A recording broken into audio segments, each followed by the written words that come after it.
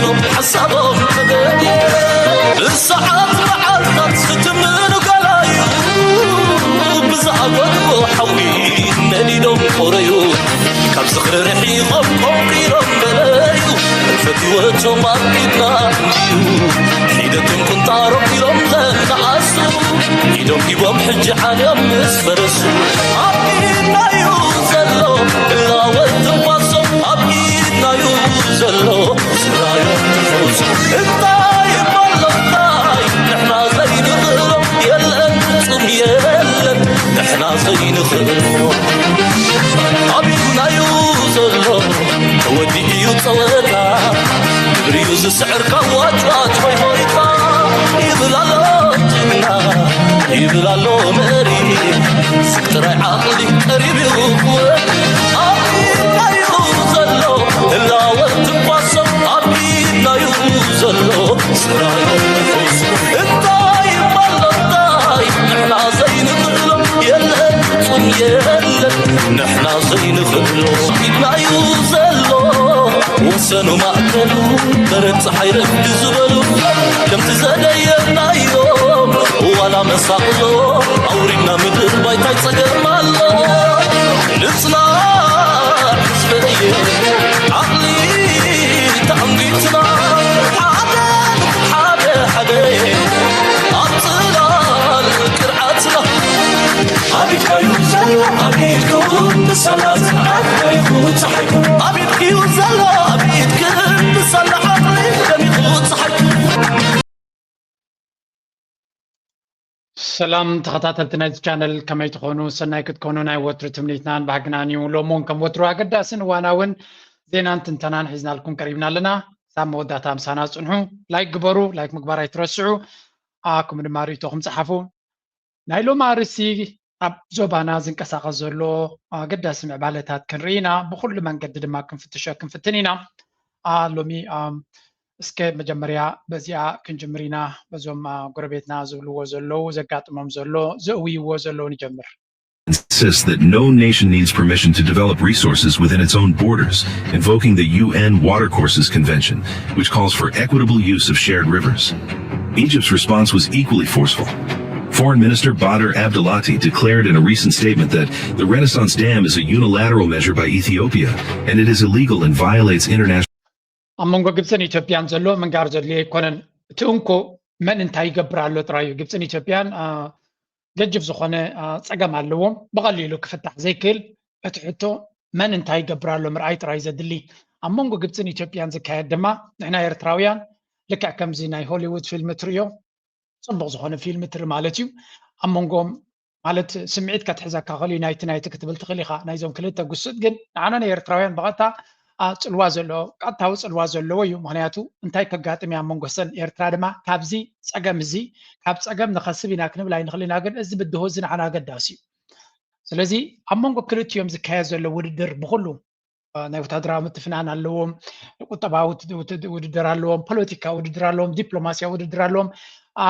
ከላይ ጂኦፖለቲካ ውድድር ኣለዎም እዚ ኩሉ ውድድር እዚ ኤርትራ بغتا كابز كتربح تخل سلازو خونت ناتا الله ينستما قدم منغو خطريوم تمرص ني راحجن بغنتي اب غون غبصي سلازلا اب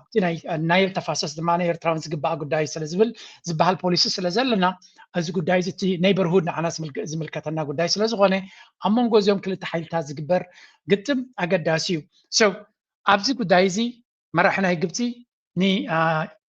ናብ ኣሜሪካ ክኸይድ እዩ ፕሬዚደንት ዓብዱልፈታሕ አልሲሲ ኣብ ዋሽንግተን ዲሲ ካብ ተዓዲሞም ዝኸዱ ዘለዉ ሒደት መራሕቲ ናይ ኣፍሪካ እዩ ዝኸውን ዘሎ ስለዚ ስቴት ቪዚት ክገብር ክኸይድ እዩ ኣብታ ኣጀንዳ እንታይ ክዝረብ ድማ ፅንዒና ክንሪኦ ኢና ንኢትዮጵያውያን ኦልሬዲ ከይተበገሰ ከሎ መርዲኡ ኮይንዎም ዘሎ ቢካዝ ዲስ ሾውስ ዳት ንዓታቶም ዶናልድ ትራምፕ ቅድሚ ሕጂ አንጻሮም ዓብይ ጉምቲ ዝገበረ ዶናልድ ትራምፕ ክምለስ ድማ ኣይደልዩን እዮም ነይሮም ናው ሂ ኢዝ ባክ ኤንድ ምስ ግብፂ ከም ዘሎን ምስ ግብፂ ድማ ብዙሕ ሓደ 4-5 ዓበይቲ ኣጀንዳታት ኣለዎ ግብፂ ድማ ነቲ ኩሉ ክገብሩ እንድሕር ኮይኖም ንኣብ ክሓትዎ ዝኽእሉ እንታይ ምዃኑ ተረዲቦም ኣሎ ቅድሚ ናው ምኻድና ግን ወላ እውን እታ ንዖም ክትክልክል ትኽእል ዘላ ሃገር ኣብይ ኣሕመድ ከተድሕነኒ እያ ዝብላ ኢማራት ዘጋጥማ ዘሎ ክንሪኢና ምክንያቱ ኣብ ጉዳይ ናይ ኢማራት ኣብ ሜይንስትሪም ሚድያ ናይ ኣሜሪካ ስጉምቲ ክውሰድ ከም ዘለዎ እዩ ዝንገር ዘሎ ኣብዚ ስምዑ foreign terrorist organization designation for the Hemedti's group. That ought to be done right away to at least have an additional way of finding out where he's getting his funds and weapons. We know UAE is guilty up to their ears with and eyes in providing this. I would hope the president would call the leadership there and say, stop it. There needs to be that kind, in my opinion. I mean, Marco Rubio is a tremendous Secretary of State, but ስለዚ እንታይ እዮም ዝብሉ ዘለዉ እዚ ናይ ኣሜሪካ ባይቶ ናይ ኣሜሪካ እዩ እንታይ ዝብል ዘሎ ካብ ሪፓብሊካን ቤዝ ድማ እዩ ኣሜሪካ ኮለል ገዲፋ ቀጥታ ኣብዚ ኩናት እዚ ኢዳ እትያ ዘላ ብምሉእ ኢዳ ድማ ኢዳ እትያ ንሕሜት ትሕግዞ ዘላ ኢማራት እያ ስለዚ ንኢማራት ፀዊዕካ ተጠንቀቑ ክንብሎም ክንክእል ኣለና ይብላ ኣሎ ምናልባት እዚ ዘረባ እዚ ኢማራት ከም ገለ ኢላ ዶጅ ገይራ ወይ ከዓ ፀቓቒጣ ክትሓልፎ እንድያ ትደሊ ዘላ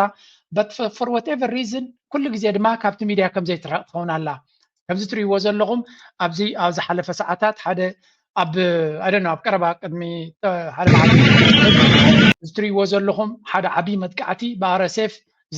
ዘጋጠመ ዝበሃል ዘሎ ኣብ 2-3 ኣገደ ፍሉያት ዕላማታት ሃሪሙሎ ንበዓለ ንሳተን ድማ ሄድላይን ዝገብራ መጥቃዕትታት ምዃነን እየን ዝንገራ ዘለዋ መጀመርያ ኣብ ናይ UN ናይ ኣብ ጓሊ ዝበሃል ኣብ ሳውስ ኮርዶፋን ደቡብ ኮርዶፋን ዘሎ ኣብ ሱዳን ማለት እዩ ናይ UN base the UN camp ማለት እዩ the UN-backed RSF reportedly carried out a drone strike today on the UN camp in ስለዚ ኣብ ናይ UN ሕብረት መንግስታት ካምፕ ናይ ዓቃብ ሰላም ዘሎ ኣብኡ መጥቃዕቲ ከም ዘካየደ ይንገር ኣሎ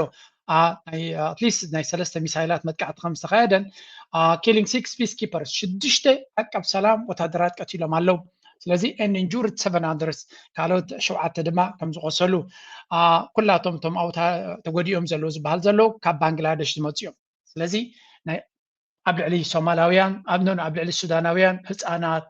ኣብ ቤት ትምህርታት ሕክምናታት ኣብ ልዕሊ ሲቪል ብዙሕ ዓይነት ግፍዒ ክግበር ፀኒሑ እዩ ድማ ኣብ ልዕሊ UN መጥቃዕቲ ኣጋጢሙሎ ይበሃል ኣሎ ስለዚ ጉዳይ ናይ RSF ኣካይዳ ኢማራት ክሽፍኖ ካብ ትኽእለሉ ደረጃ እና ዓብይ ዝኸይ ዘሎ እቲ ሜይንስትሪም ፖለቲሽንስ ከምኡ ድማ ሜይንስትሪም ሚድያ ቲንክ ታንክስ ዝበሃል ናይ ዋሽንግተን ኣብ ኤሮጳ ዘሎ ዳርጋ ኩላቶም ዋላ እኳ ኣብ ዝለዓለ ደረጃ ብመራሕቲ ብዶናልድ ትራምፕ ደረጃ ወይ እውን ብዩሮፒያን ዩኒየን ኮሚሽን ደረጃ ሽሞም ተረቂሑ ስጉምቲ ክወሰደሎም ተደይተገበረ እቲ ጉዳይ ካብ ግዜ ናብ ግዜ ልዑል ፀቕጢ ይግበረሎም ኣሎ ኣይኮነን ንኢማራት ንእስራኤል ዝተገበረ ፀቕጢ እውን ርኢና ኢና እስራኤል ኣብ ልዕሊ እስራኤል ዝኸይድ ዘሎ ፀቕጢ እውን ክንርኢና ስለዚ እዚ ዝገብርዎ ዘለዉ ንዝተወሰነ ግዜ ክኸውን ይኽእል እዩ ምስ ግዜ ግን ፀቕጢ ናይ ህዝብን ፀቕጢ ናይ ዝተፈላለዩ ሓይልታት ናይቲ ሕብረተሰብ ነቲ ፖለቲካ ሼፕ ክገብሮ ከም ዝኽእል ኢና ንርኢ ዘለና ብመጠን እቲ RSF ዝበሃል መጥቃዕቱ ኣብ ዝቐፀለሉ እናቐፀለ ኣብ ዝኸደሉ ዘሎ እቲ ኩነታት ኣብ ገለ ፖይንት ፀገም ክመፅእ ምዃኑ ወይ እውን ዝኾነ ይኹን ነቲ ኢማራት ዝበሃል ፀቕጢ ክግበረሉን ኢማራት ድማ መንገዱ ንክቕይር ወይ እውን ኣገባብ ንክቕይር ክግደደሉ ዝኽእል ኩነታት ክህሉ ይኽእል ይኸውን there's a possibility ኢና ንብል ዘለና ምክንያቱ if America pushes ኣሜሪካ እቲ ናታ ባይቶ ድፊት እንተቐፂሉ ብፍላይ ድማ ዝመፅእ ዘሎ ሚድ ተርምስ እዩ ኣብ 2026 ምርጫ ናይ ባይቶስ ክህሉ ስለ ዝኾነ እንድሕሪ እዚ ዝኽየድ ዘሎ ኩነታት ዶናልድ ትራምፕ ዋላ ሓንቲ ክገብር ዘይክኢሉ እቲ ኣክቲቪዝምን እቲ ካልእ ሚድያታትን ዝደፍዎ ዘለው ኣብ ምርጫ ሓደጋ ክወርዶ ስለ ዝኽእል ፀገም ክመፅእ ይኽእል እዩ ሱዳናውያን ነዚ ጉዳይ እዚ ድማ ኣብ ዝተፈላለየ ዲያስፖራ ዘለው ዝገብርዎ ዘለውን ስምዑ mainstream media frames Sudan. This is not an internal power struggle or civil war that's happening in Sudan. What's happening is clearly a foreign-backed genocide and foreign-facilitated genocide. It's a genocide carried out by a militia as part of a colonial project to completely destabilize Sudan. Since 2023, this militia has destroyed እዚ ድማ ኣብዚ እዋን እዚ ነቲ ሜይንስትሪም ሚድያ ዝጥቀመሉ ናይ ሓሶት ዘረባ ክልተ ጀነራላት ወይ እውን ክልተ ሰራዊት ንሓድሕዶም ዝዋግኡሉ ዘለው እዩ ህዝቢ ዝቕተል ዘሎ ወይ እውን ሕማቕ ዝፍፀም ዘሎ ዝብል ዘረባ ፕሬዚደንት ኢሳያስ እኳ ብዙሕ ግዜ ክልተ ጀነራላት ኣይኮኑ ዝዋግኡ ዘለው ኣብ ሱዳን ወራር ብናይ ደጋ ሓይልታት እዩ ዝካየድ ዘሎ ኢሉ እዩ ስለዚ እቲ ምልሻ መጋበርያ ኮይኑ ናይ ደጋ ሓይልታት ኣብ ውሽጢ ኣትዮም እልቂት ኣብ ልዕሊ ህዝቢ ይፍፅሙ ከም ዘለው እዩ ተዘሪቡ The bulk of Sudan's infrastructure has displaced much of the population, over a third, which is okay ነዚያ ሰሜና ክንወዲ ሕጂ to that next level and say, that's it. delay is denial. More people will die tomorrow, next day, if this isn't done right away. So my hope is that we will get that high-level focus from the president himself to just do this, stop it, and you provide all the testimony we need, in this forum, and others are doing it elsewhere to make. ከም ዝብልት ከም ትሪእዎ ዘለኹም እንታይ ዝብል ዘሎ እዚ ጉዳይ እዚ ኣብ ዝለዓለ ደረጃ ብዝቐልጠፈ ስጉምቲ ክውሰደሉ ኣለዎ ኢሉ እዩ ዝደፍእ ዘሎ which is absolutely necessary ናይ ብሓቂ ዘድልን እዋናዊ ፃውዒትን እናንርኢ ዘለና ናይ ግድን ብዝቐልጠፈ ኣብ ዝለዓለ ደረጃ በፕሬዚደንት ደረጃ ኣብ ስቴት ዲፓርትመንት ደረጃ ብማርኮ ሩቢዮ ደረጃ ስጉምቲ ክውሰድ ክኽእል ኣሎ ማርኮ ሩቢዮ ሚኒስትር ጉዳያት ወፃኢ ናይ ኣሜሪካ ስጉምቲ ክውሰድ ይደሊ እዩ እቲ ፀገም ዘሎ ዶናልድ ትራምፕ ምስ ኢማራት ዘሎ ረብሓ ክቕየር ስለ ዘይደሊ ዘሎ እዩ ስለዚ እቲ ፀቕጥን ንዓበየ እንድሕር ከይዱ ዶናልድ ትራምፕ ስጉምቲ ከም ዝገብር እዩ ዝንገር ዘሎ ካልኣይ ኢማራት ክሳዕ ክንዱ ዘድርቆ ዘሎ ምስ እስራኤል ዘለዎ ርክብ ሓጋዝነት ይገብረሉ ስለ ዘሎ እዩ ዝበሃል but there is also another tendency ኣብዚ ዝቕየር ዘሎ እዚኣ ስምዕዋ that Qatar should be our greatest ally? Donald Trump seems to agree. What? Why have I not heard that before? Because no one screaming about Qatar has any interest in telling me the truth, which is that Donald Trump, who was elected on a peace program, and it's been a little tougher than expected to in the ኣብዚ እንታይ ንሰማዕ ኣለና መሲልኩም this is very interesting time ኣብዚ ዋን እዚ ኣብ ናይ እስራኤል ታይምስ ኦፍ እስራኤል ዝበሃል ዘሎ መፅሄት ወይ እውን ናይ ሚድያ ፕላትፎርም እንታይ ዝብል ኣውፅኦም ኣለዉ ቀጠር Israel's next real enemy after Iran. ቀጠር ድሕሪ ኢራን ታዝዓበየ ፀላኢናትና እያ ዝብል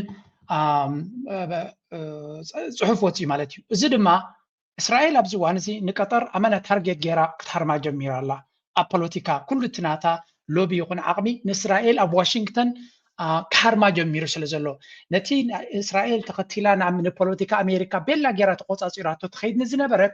ቀጠር ልክዕ ከምኡ ዓይነት ታክቲክ እናተጠቀመት ግን ኣንፃር እስራኤል ዝሰርሕ ሎቢ ስለ ዝፈጠረት ንእስራኤል ሽግር ኮይናት ኣላ ለንቀነ ታክ ካርልሰን ዝበሃል ጋዜጠኛ ናይ ኣሜሪካ ሓንቲ ኣገዳሲት ኣርቲክል ፅሒፉ ነይሩ ንሱ ድማ ንኣሜሪካ ብትኽክል እንታይ ዓይነት መሻርክቲ ዘድልያ ኣብ ማእከላይ ምብራቅ እዚኣ ዘረባ ፅቡቅ ጌርኩም ኣስተውዕልዋ because this is going to change a lot እቲ ሓደ እስራኤል ማለት እዩ ኩሉ ግዜ ውግእ ዝደሊ ካባና ድማ ብቢልዮናት ገንዘብ ዝወስድ ዝበለፀ መሻርክትና ኢና ድማ ንብሎ ኢሉ እቲ ካልኣይ ቀጠር ወይ ካልኦት ሃገራት ዓረብ ንበሎም ወላ ኢማራት በሎ ወላ ስዑድያ ኩላቶም ድማ ትሪልዮናት ገንዘብ ኢንቨስት ዝገብሩልና ናይ ወታደራዊ ቤዝ ዝህቡና ሰራዊትና ከም ድሌቱ ክንቀሳቀስ ነዳዲ ክገዝኣሉ ዝኽእል ኩሉ ነገር ዕድላት ዝህቡና ኣይናይ ንዓና መሻርክትና ክኸውን ዝግባእ ዝብል ሕቶ ኣልዒሉ ኣሚን ኮመን ሰንስ እንተለካ እስራኤል ንኣሜሪካ ትገብረላ የብላ ካብ እስራኤል ልክዕ ከምዚ ፓራሳይት ኣብ ደምካ ተፀጊዑ እናመፀወካ ዝነብር ንኣሜሪካ እናመፀዋይ ዝነብር እዘን ሃገራት ዓረብ ግን ኣሜሪካ ብዙሕ እየን ዝገብራላ ገንዘብ ብዙሕ ኢንቨስት ይገብሩ ሕልፍ ሓሊፎም ዶናልድ ትራምፕ ጀት ናቱ መንዲ ገዚኡሉ ዘሎ መንዲ ትሪልዮናት ኢንቨስት ዝገብረሉ ዘሎ ስለዚ ኣሜሪካ ንሕና ኣሜሪካውያን ንረብሓና ክንሓስብ መጀመርያ ንእስራኤል ገሊፍና መሻርክትና ክንደልለና ንዓና ዘበርክቱልና ንቁጠባና ዝሕይሉና ከምኡ ድማ ናይ ሴኪሪቲ ፓርትነርስ ኮይኖም በይስ ክቡና ዝኽእሉ ሰራዊትና ክንንቀሳቀስ ዕድል ዝህቡና ክኾኑ ኣለዎም ስለዚ ቀጠር ድዩ ወላ እውን ኢማራት ይኹን ወላ እውን ስዑድያ እዚኣቶም ንዓና ዘዋፅኡ እዮም ብግምጣሉ እስራኤል ካብ ደምና ካብ ገንዘብና እናመፀወ ዝወስድ ኣብ ውሽጢ ፖለቲካናትና ድማ ሽግር ጥራይ ዝፈጥረልና ሓይሊ ስለ ዝኾነ ዘዋፅኣና መንገዲ ክንደልለና ዝብል ስነ መጎት እናዓበየ ይመፅእ ኣሎ እዚ ከዓ ብፍላይ እቶም መንእሰያት ኣብ ኣሜሪካ ዘለዉ እቶም ንኣሽቱ ማለት እዩ እዚ ከም ቅቡል ወሲዶም እዮም ስለምንታይ ኢና ንእስራኤል ንህባት ዘለና እንታይ ኢና ካብ እስራኤል ንረክብ እንታይ ረብሓ ጌራትና ትፈልጥ እስራኤል ዝብል ዘረባ ብብዝሒ እዩ ዝረብ ዘሎ እስራኤል ድማ እንታይ ክገብሩ ይፍትኑ ኣሎ ምዕፋን ስለዚ እዚ ኢራን ትኸፍሎ ዘላ ሚድያታት እዩ ኖ ቀጠር ትኸፍሎ ዘላ ሚድያታት እዩ ኣንፃርና ዝኸይድ ዘሎ ዝብል ዘረባ ምክንያት ስለ ዝደልዩ ኢራን ይብሉ ነይሮም ናይ ኢራን ስለ ዝሞተቶም ሰብ ምቕባል ስለ ዝኣበያ ሕጂ ናብ ቀጠር ቀይሮም ኣለዉ ቀጠር እዩ ነቲ ዩኒቨርሲታት ዝኸፍሎ ዘሎ ሜይንስትሪም ሚድያ እሱ እዚ ሶሻል ሚድያ ኣንፃርና ዝዝረብ ዘሎ ገለ ንእስራኤል ዘዳኸሙ ዘለዉ ቀጠር እያ ትገብሮ ዘላ ብምባል ፀላኢ የድልዮም እስራኤል ኩሉ ግዜ ንኣሜሪካ ንክምዝምዝዋ ስለዚ ንቀጠር ከም ፀላኢ ከቐምጥዋ ይደልዩ ኣለዉ እቲ ሕቶ ቀጠር ንኣሜሪካ ኣበርካቲት እምበርካ ኣሜሪካ ትወስድ ሃገር ስለዘይኮነት እቶም ኣሜሪካውያን ዓይኖም እናኸፈቱ ይኸዱ ስለ ዘለዉ ንሕና እዚ ጉዳይ እዚ ክንቅበሎ ይንኽእል ኢና ስለዚ እስራኤል ንባዕላ ዓብይ ፀገም ኣብቲ ፖለቲካ ናይ ኣሜሪካ ኣጋጢሞ ኣሎ ምክንያቱ እቲ ዝነበራ ዶሚኔሽን እቲ ዝነበራ ናይ ሚድያ ምቁፅፃር እቲ ዝነበራ ኣብ ልዕሊ ፖለቲከኛታትን ኣብ ልዕሊ ህዝቢ ኣሜሪካን ዝነበራ ተቐባልነት ካብ ግዜ ናብ ግዜ እናንቆልቆለ ይኸይድ ኣሎ ዳርጋ ቤዝ ናይ ዶናልድ ትራምፕ ሽግር ገጢሞ ኣሎ ቤዝ ናቱ ብሰንኪ እስራኤል ኣብ ክልተ ተመቂሉ እዩ ዝበሃል ዘሎ እቲ ማጋ ዝበሃል ማጋ ማለት ሜክ ኣሜሪካ ግሬት እዩ ንኣሜሪካ ዓባይ ክትገብር ኮይንካ ቢልዮናት ንእስራኤልና ሰደድካ ክኸውን ኣይክእልን እዮም ዝብሉ እቶም ሓደ ድማ እስራኤል ተቆፃፀረቶም ስለ ዘሎ እሳቶም ከዓ ምስ እስራኤል ክንሰርሕ ኣለና ይብሉ ስለዚ እቲ ማጋ ዝበሃል ድሮ ተመቂሉ ከም ዘሎ እዩ ዝንገር ውፅኢት ናቱ ድማ እዚ ንሪኦ ዘለና ጌም ነቲ እስራኤል ዝነበራ ፅልዋ ምስ ግዜ እናዳኸመ ክኸይድ እዩ ስለዚ እቲ ፅልዋ ናይ እስራኤል ኣብ ኣሜሪካ ብኣሜሪካውያን ተቐባልነቱ እናጎደለ ይኸይድ ስለ ዘሎ እስራኤል ከም ድሌታ ክትዕንድር ኣይትኽእልን እያ እቲ ዝገደደ ድማ እቲ ኢማራት ናታ ተኸቲላ ትገብሮ ዘላ ድማ ኣብ ደረጃ ዓለም ነቲ ዝነበረ ኣካይዳ ብፍላይ እታ ኢማራት እውን ዘለዋ ሽምን ተቐባልነትን እናጎደለ እዩ ዝኸይድ ዘሎ ስለዚ ኣብ ከምዚ መድረኽ እቲ ፖለቲካ ናይ ኣሜሪካ ኣንጻር ኢማራት ስጉምቲ ንክወስድ ኣንጻር እስራኤል ስጉምቲ ንክወስድ ድፊት ካብ ታሕቲ እውን ከም ዘለዎ ኢና ንርኢ ዘለና እዚ ድማ ኣገዳሲ ምዕባለ ክኸውን ኣብ ከምዚ ኩነታት ምናልባት ንግረ መንገድና ሕውስ ከነብላ ንደሊ ለንቀነ ሓደ ኣፍሪካዊ መራሒ ዝገበሮ ድማ ክንርኢና ድሕሪ ኣብቲ ናይ ግብፂ ክምለስ ኢና እዚያስ ክስምዕዋ And we end the show with a tit-for-tat diplomacy move from Ghana. The country has deported 3 Israeli nationals who landed in Accra on Wednesday. They say they've been compelled to retaliate over what Israel started. Ghanaian authorities have stated this move is a direct response to the alleged mistreatment of Ghanaian travellers in Tel Aviv. መቸም ካብ ኣፍሪካ ብዙሕ ፅቡቅ እንዲና ደይንረክብ ደይንሰምዕ ብዙሕ ግዜ ሓደ ግዜ ግን ቁሩብ ትብዓት ዘለዎ ስጉምቲ ክንሰምዕ ከለና ወላ ነቲ ንእሽተይ እውን ከነተባብዕ ወይ ከዓ ክንሰምዖ ኣለና ናይ ጋና መንግስቲ 3 እስራኤላውያን ካብ ሃገሩ ከም ዝጠረዘ ወይ ከም ዘባረረ ዝበሃል ዝነገር ዘሎ ስለምንታይ ከምኡ ገይሮም ምክንያቱ እስራኤል ንካልኦት ጋናውያን ብስራሕ ከይዶም ንዝነበሩ ኣብ ኤርፖርት ስለ ደሰራጠይዎም ጋና ድማ ልክዕ ከምቲ ንዜጋታትና ኣብ ኤርፖርታት ናትኩም ትገብሮም ዘለኹም ንሕና ድማ ከማ ክንገብር ኢና ኢሎሞም እቶም 7 ጋናውያን እንታይ ክገብሩ እዮም ናብ እስራኤል ከይዶም ነይሮም ኣብ ሓደ ናይ ሳይበር ሴኩሪቲ ኮንፈረንስ ንክሳተፉ ኣብ ቴል አቪቭ were allegedly detained without explanation ብዘይ ዝኾነ ይኹን ዘረባ ወይ ዝኾነ ይኹን መግለፂ ከይተዋሃቦም ኣብ እስር ቤት ወይ ከዓ ኣብ መፈተሺ ቦታ ከም ዘእተውዎም እዚ ከዓ እንታይ እዩ ንዕቃት ኣብ ልዕሊ ኣፍሪካውያን ስለ ዘሎ ኣብኡ ከለካ ተሰራጢዮም ማለት እዩ ንኮንፈረንስ ዝኸዱ ዘሎ ብመንግስቲ ደረጃ ዝተወከሉ መንግስቲ ጋና ድማ እዚ እንድሕር ኮይኑ ኢሉ ጋና ዲፖርትስ Israelis in retaliation for alleged mistreatment of Ghanaians ስለዚ በዚ ዝገበርኩም ኣብ ልዕሊ ዜጋታት ናትና ንሕና ድማ 3 እስራኤላውያን ካብ ሃገሮም ጠሪዞም ማለት እዩ ክብርኻ ማዓሲኻ ተዕቅቦ ወይ ብኸመይ ኢኻ ክብሪ ትረክብ እንድሕር ኢልካ ሓደ ሃገር ሕማቅ ክገብረካ ከሎ ሕማቅ ክትመልስ ክትክእል ኣለካ ስጉምቲ ክትወስድ ክትክእል ኣለካ ድምፂ ከተስምዕ ክትክእል ኣለካ ስለዚ ንሕና ብዙሕ ግዜ ንደልዮ ብዙሕ ነገራት ኣሎ ኣፍሪካ ኩሉ ግዜ ዲስሪስፔክትድ ክትከውን ካላት መንግስቲ ድምፂ ከስምዕ ክኽእል ኣሎ እንታይ እዩ ዝኸብዶስ ድምፂ ዘይምስማዕ ኣነ እዩ ዝገርመኒ ጌጋይዝ ኢሉስ ደብዳቤ ፅሒፉ ደብዳቤ ከም ፀሓፈ ድማ ኣብ ሶሻል ሚድያ ክፅሕፍ ኣለዎ ምክንያቱ ኔሚንግ ኤንድ ሼሚንግ ዝበሃል ታክቲክ ኣሎ ነዚ ስለምንታይ ዘምፃልኩም ዘለኹ ኣብዚ ቀረባ መዓልታት ተመሳሳሊ ኢንሲደንት ርአ ነይረ መንግስቲ ግብፂ ኣብ ልዕሊ ኤርትራውያን ዝገበሮ ተባሂሉ ዝወፀ ኣርቲክል ነይሩ ሕጂ ብርግፅ ነቲ ሓበሬታ ሙሉእ ብሙሉእ ከየረጋገፅካ ክትዛረበሉ ከቢድ እዩ ግን ግብፂ ኣብ ልዕሊ ኤርትራውያን ከምኡ ናይ ምጥራዝ ይኹን ናይ ካልእ ከምኡ ስጉምትታት ትወስድ ከም ዘላ ዝገልፅ ሓበሬታ ንዝተወሰነ እዋን ሰሚዕና ነርና እዚ ኩነታት እዚ ስለምንታይ ይቕፅል ኣሎ ስለምንታይ ግብፂ ከምዚ ትገብር ኣላ ኤርትራ ከስቁ ኢላ ድያ ትሪዮ ደላ ወይስ ይግበር ኣሎ እዩ ነቲ ዝግበርከ ኣብ ሚድያ ክንዛረበላ ይግባእ እንዶ ንኽብል ከም መዘኻኸሪ እውን ክጥቀመላ ይሓሲበ ነይረ ብዝኾነ ከምዚታት ነገራት ኣብ ኤርትራውያን ከጋጥም ከሎ ወይ እውን ኣብ ኣፍሪካውያን ከጋጥም ከሎ እቶም መንግስታት ወላ እውን ንእሽተይ ተበግሶ ንእሽተይ ስጉምቲ እንድሕር ወሲዶም ንድሕሪ ሕጂ ሪስፔክት ናይ ኣፍሪካውያን እታ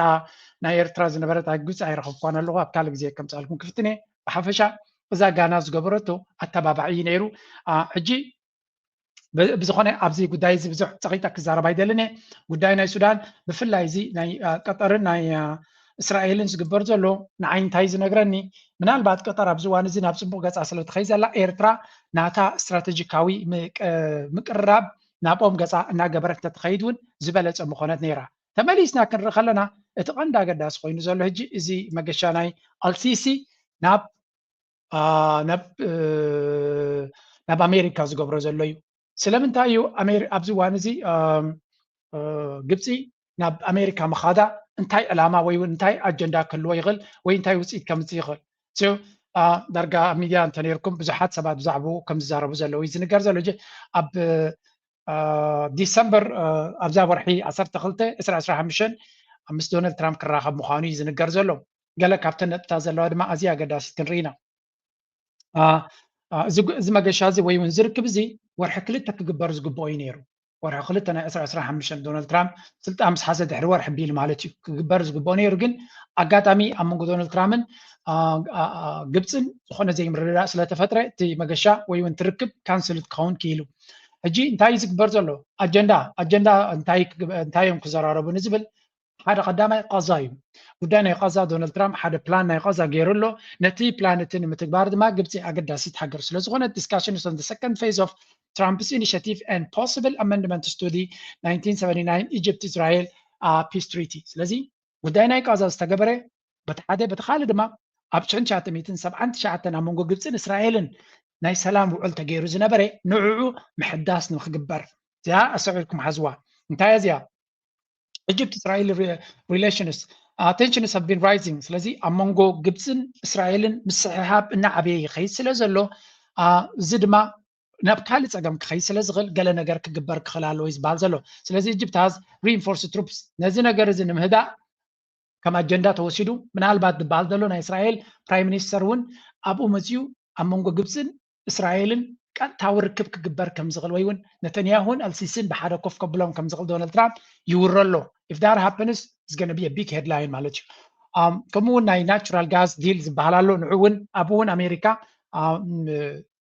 ዝኾነ ነገር ንክትገብር እዩ ዝንገር ዘሎ ኣብ ታሕቲ ራብዒቲ ድማ ናይል ዳም ዲስፒት እታ ራብዒቲ ድማ ናይ ጉዳይ ናይ ኒል ይኸውን እዚ ከዓ LCC wants Trump to mediate with Ethiopia over the Grand Ethiopian Renaissance Dam ስለዚ ብዛዕባ ገርድ ዝነበረ ጉዳይ ኣብ 2018 ሓደ ዲል ኣምፅይዎ ዝነበረ ንዑ ከተግብሮ ንዑ ከም ብሓድሽ ኣብ ግብሪ ከውዕሎ ግብፂ ትደፋ ኣላ ምክንያቱ ዶናልድ ትራምፕ ንግብፂ ዘረብሕ ስለ ዝገበረ ኢትዮጵያ ድማ ኣይትደልዮን እያ ደላ ስለዚ ኣብይ ኣሕመድ ሕጂ እውን ከምቲ 2018 እምብን ድሕሪ ኢሉ ዘውፅኦ ክህሉ ይኮነን ዓብ ፀገም ከጋጥሞ ከም ዝኽእል እዩ ዝነግር ዘሎ ስለዚ ግብፂ ኢትዮጵያ ነዚ ዕድል ዝተጠቂማ ኩሉ እቲ ካልእ ንኣሜሪካ ትራምፕ ከም ዝሕጉሱ ገይሮም ኣብታ ተድልዮም ግን ክሃርሙ ከም ዝኽእሉ እዩ ዝንገር ዘሎ ኣብኡ እውን ንኢትዮጵያ ጥራይ ዘይኮነስ ዋላ እውን ብድሕሪ ሕጂ ኣብተን ናይል ባዝን ስቴትስ ዝበሃላ ዝኾነ ዲጋ ክግበር ተኮይኑ በይኑ ክግበር ከም ዘይብሉ እንታይ ዳ ግብፂ እውን ክትሕተት ከም ዘለዋ እንታይ ፅልዋ ከም ዘለዎ ዘተ ተገይሩሉ ክግበር ከም ዘለዎ ዩኒላተራል ዲሲዥንስ ንኣብነት ገርድ እዚ ኣባይ ግድብ ብውልቃዊ ውሳነ ተገይሩ ኢላ ግብፂ ኩሉ ግዜ እያ ትኸስስ ቀፂሎም ሪጂናል ዳይናሚክስ ብዛዕባ ዞባ ጉዳያት ትራምፕ ሃዝ may host ትራምፕ ምናልባት ትራይላተራል ኣብ መንጎ ኣሜሪካን ግብፅን እስራኤልን ርክብ ክገብር ከም ዝኽእል ይሕመሎ ማለት እዩ ኣብ ዲሰምበር 19 ኣቢሉ Egypt insists the peace treaty with Israel remains central to its foreign policy but domestic critics argue treaty restrictions compromise sovereignty ስለዚ ብሓፈሻ ናይ ኢትዮጵያ ጉዳይ ኣገዳሲ ክኸውን ከም ዝኽእልን ምስ እስራኤል ድማ እምቢ ክብል ዝኽእል ኣይመስለንን ግብፂ ስለዚ ዶናልድ ትራምፕ ክልተ ኣገደሲ ነገራት ፈቲሐ ኢሉ ናይ ሰላም መናወራ ክገብር ከዓ ስለ ዘድልዮ ኣብ መንጎ እስራኤልን ግብፅን ብሓደ ኮፍ ኣቢልካ ሰላም ኣቢልካ ወላ ሓንቲ ንእሽተይ ላይን ድሕሪ ፈሪሞም ንዶናልድ ትራምፕ ነቲ ኢጎናቱ ብጣዕሚ ኣገዳሲ ነተንያሁ ይደልዮ ይንዑ ዶናልድ ትራምፕ ክሕጎሰሉ ይደልዩ ናይ ግብፂ እውን ይደልዩ ስለዚ ክልቲኦም ነናቶም ኣጀንዳ ስለ ዘለዎም ክጥቀሙሉ እዮም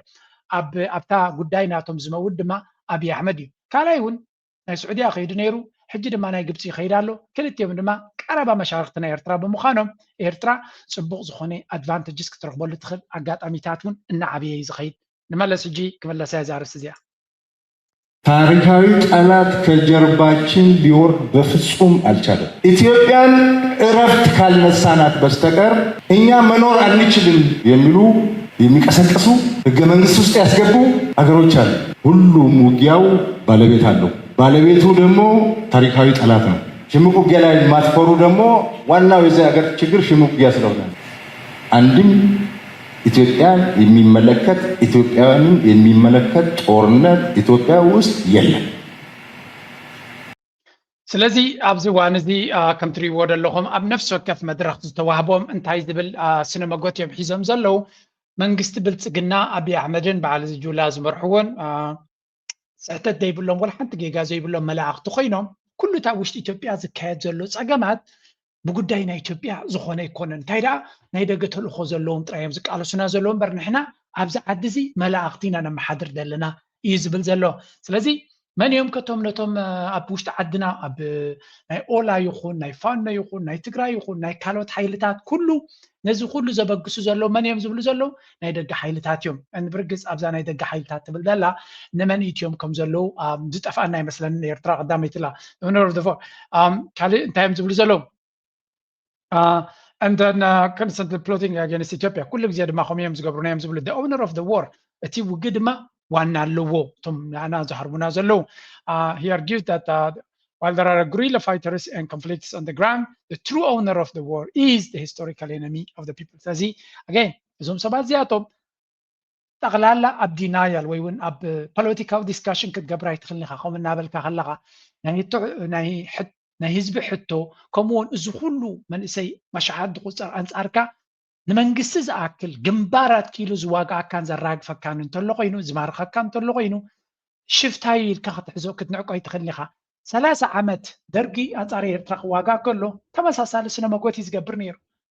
ولا أقام مثل رئيس وساننا يرترا قلت زخونة نجر بتاريخ أو بقول نجر السنة أنت نبره كم بعلاياتهم أبدينا يلسل زنبر زنبره إذن رياز لنا هنا أبزون إرتراويان صبوا جرا مكان بيرو مالو من تاريخ سنة كونا نبسمعه ቻይና ለራሻ ለአውሮፓ ለአፍሪካ አሁን በተከበረው ምክር ቤት መግለጽ የምፈልገው ነገር የኢትዮጵያ የቀይ ባህር አክሰስ ጉዳይ አይቀሬ ስለሆነ ቅድሚያ የሚሰጠው ሰላምና ንግግር ስለሆነ እባካችሁን ሸምግሉንና መፍትሄ አምጡ።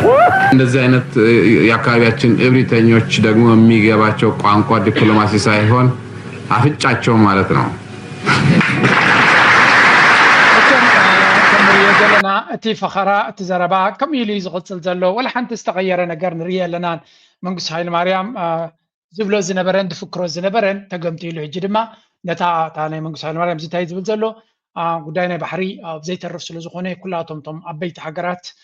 تشمجيلهم حراي كبلونا لهم سانا أبز قداي زحبيرهم كحجزوك خلولهم إيدهم كتو خلولهم زبل زرباينا نسمع زلنا أنت هاي لهم يوم كنت حابة بروها وكز نساتهم كلاتهم تم حجرات ملسي بهم كسم عيدا لخات ندي ملسي توابوها عنجيت كا باللي سلت بلد لخايو هجي كل زي دليتهم مخانا نيرو أبزو وانزي بفلاي مجاشانا بريزنتي سياس شاركهم كتدربيا ميادا ليادا لا كده تسلس ريبورت خباكم سلامنتاي كندزي أبدان كوردون كيلو كم منتاي زي بجس كندزي سل زبلهم زلو قداي أبزياس كسمعوا كل تخباكم يا أبزيا. It's the reality you must face. For months, Analytica Today has raised concerns about the behavior and discourse emerging from the segments of the Eritrean elite and online community. What Eritrea faces today is not ideological contest or a digital sparring match. It's a real geopolitical crisis with profound implications for national stability, regional scrutiny, and the survival of the Eritrean state as you know it. This moment demands clarity. Ethiopia, a nation over 130 million people, will not remain landlocked indefinitely. The arrangement is historically abnormal, economically unsustainable, and strategically untenable for a country of Ethiopia's scale. حجي أب انتاي زبل ودي قام على مسلكم سفع زقنا مدقعتي أنصار إرترايم فنيوم زلوا بقول من قد دماي زي دما دارجا تزا استوهيب ولا تي مسمن قستر كبزلوا ميديا نيرترا aggressively attack بروا زبل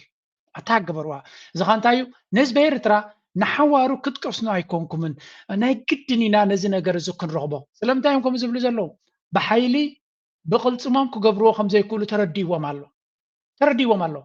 إذا قا نيرترا قلتم أفري وم ترايدي كونه كله تدحسوا وزنبرو big time fail جيرو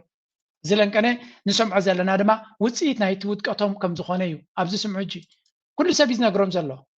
قدم 25 عامات أب منجو كلتين هجرات زنبرة تصابو بوجع زبك عوعلي سمم على الجرس داق ما يقال كاتوا وانا تصحفوا ود بحبرات هجرات التحساسي بولو لومي مبل 25 عامات نايتي أب منجو إثيوبيان إرتران زنبرة دباو جيت بوجع زبك عن أب منجو كلتين هجرات سلام أو زمدنا مفتار وسان مع كف زقمن فولي وعلى سلام سمم على الجرسيو قبل دما أفني وانا تصحفوا ود بحبرات هجرات أنتوني غوتيريز زخانة.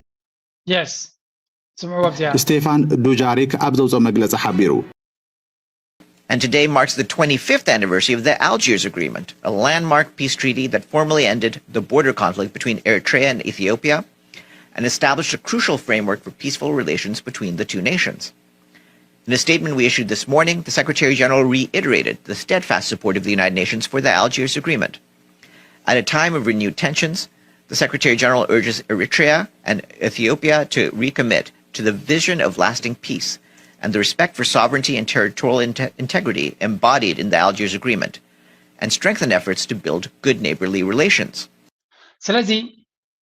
ኩሉ ዓለም እንታይ ክግበር ከም ዘለዎ ይነግሮም ኣሎ ኩሉ ዓለም የዝብለኩም ሓደ በሓደ እንታይ ከተኽብሩ ከም ዘለኩም ይነግሮም ኣሎ ንሳቶም ኣብ ልዕሊኦም እውን ነጊርናኩም ኢናተን ዓበይቲ ሃገራት እውን ኩላተን መግለፂ ውፅአን ብሓደ ኮይነን ማለት እዩ እዛ ጉዳይ ናይ አልጀርስ ዘከራኽር ጉዳይ ስለ ዘይኮነት ክልቲኦም ሃገራት በስማዓም ኢሎም ምስምላ ኢሎም ክቐበልዋ ኣለዎም ከተግብርዋ ኣለዎም period. There's nothing to add አቡ ዝብል ዘረባ ኢና ንሰምዕ ዘለና የግዳስ ብልጽግና ኣብ ምንታይ ዝብል ወዲቖም ኣለው ኖ ናይ አልጀርስ ኣይንገብሮን ኢና እዮም ዝብሉ ዘለው እታ ዝብልዋ ዘለው ግን ከርእየኩም እየ ልዕሊ ኩሉ ግን ንዓታቶም ሕማም ርእሲ ኮይናቶም ዘላ እዛ ጉዳይ እዚኣ መጀመርያ እዚያ ስምዕዋ ዝብልዋ ዘለው ይህ ሀገር ጉዳይ ውስጥ እንዲገባበት በጣም ይፈልጋሉ እና أحد أقوى دول المنطقة በአካባቢ ላይ ጠንካራ ትልቅ ሀገር ከሚባሉት አንዷ ሳውዲ ስለሆነች واللي فيها النهارده بيزور الرئيس الإيرتري السعودية ስለዚህ ነው ኢሳያስ አፈወርቂ በአሁኑ ሰዓት ወደ ሳውዲ የሮጡት زيارة بتستمر 4 أيام ያውም 4 ቀን ለመቀበል يلتقي فيها بولي العهد ومعاه وزير ሳውዲ አረቢያ እንድትመጣ ይፈልጋሉ في موقع اسمه إيرتريا فوكس كان يتكلم عن هذا الأمر من ኤርትራ ፎከስ የሚል አንድ ጣቢያ በዚህ ጉዳይ ላይ ጠለቅ አድርጎ ጽፏል ወይም አስነብቧል ወይም ተናግሯል تقارير نقلها الموقع ان السعوديه بتخطط لاستثمار مليارات الدولارات في تقرير نشره مؤسسه الاقاليم من عصب قد ኢትዮጵያም ደግሞ ወደዚህ አካባቢ መምጣት ትፈልጋለችና ይህ የሳውዲው የአሰብ እንቅስቃሴ የኢትዮጵያን አካሄድ ትንሽ ሊገድበው وهي دوله anyway ታትሪ ዋደለኹም ንዓታቶም ታዝበለጸት ጽፍዒት ኮይናቶም ዘላ እዚያ ንሪያ ዘለና ኢና ኣብ መንጎ ኤርትራን ስዑድያን እንታይ ስለ ዝተገበረዩ ክንድዚ ኣውያ ጀሚሮም ዘለው ንዝብል ድማ እስከ ንእሽተይ ጸብጻብ ወገን ኤርትራ ዝተገበረ ምንስማዕ ሽዑ we are trying to ነቲ ነገራት ብኩሉ መንገዲ ዘሎ ክነኣሳስሮ ክንፍትን ኢና ናይዚ ዘረባ ዝበሃል ዘሎ ድማ ሪኣክት ክንገብር ኢና ፕሬዚደንት ኢሳያስ ኣብ ወደብ ጀዳ ሬድሲ ጌትዌይ ተርሚናል ዑደት ብምክያድ ምስ ሰበ ስልጣን ናይቲ ወደብን በዓል መዚ ወደባትን ዓሚቕ ዘተ ኣካይዱ ፕሬዚደንት ኢሳያስ ብምኻይን እናተዘዋወረ ነቲ ወደብ ብሓፈሻ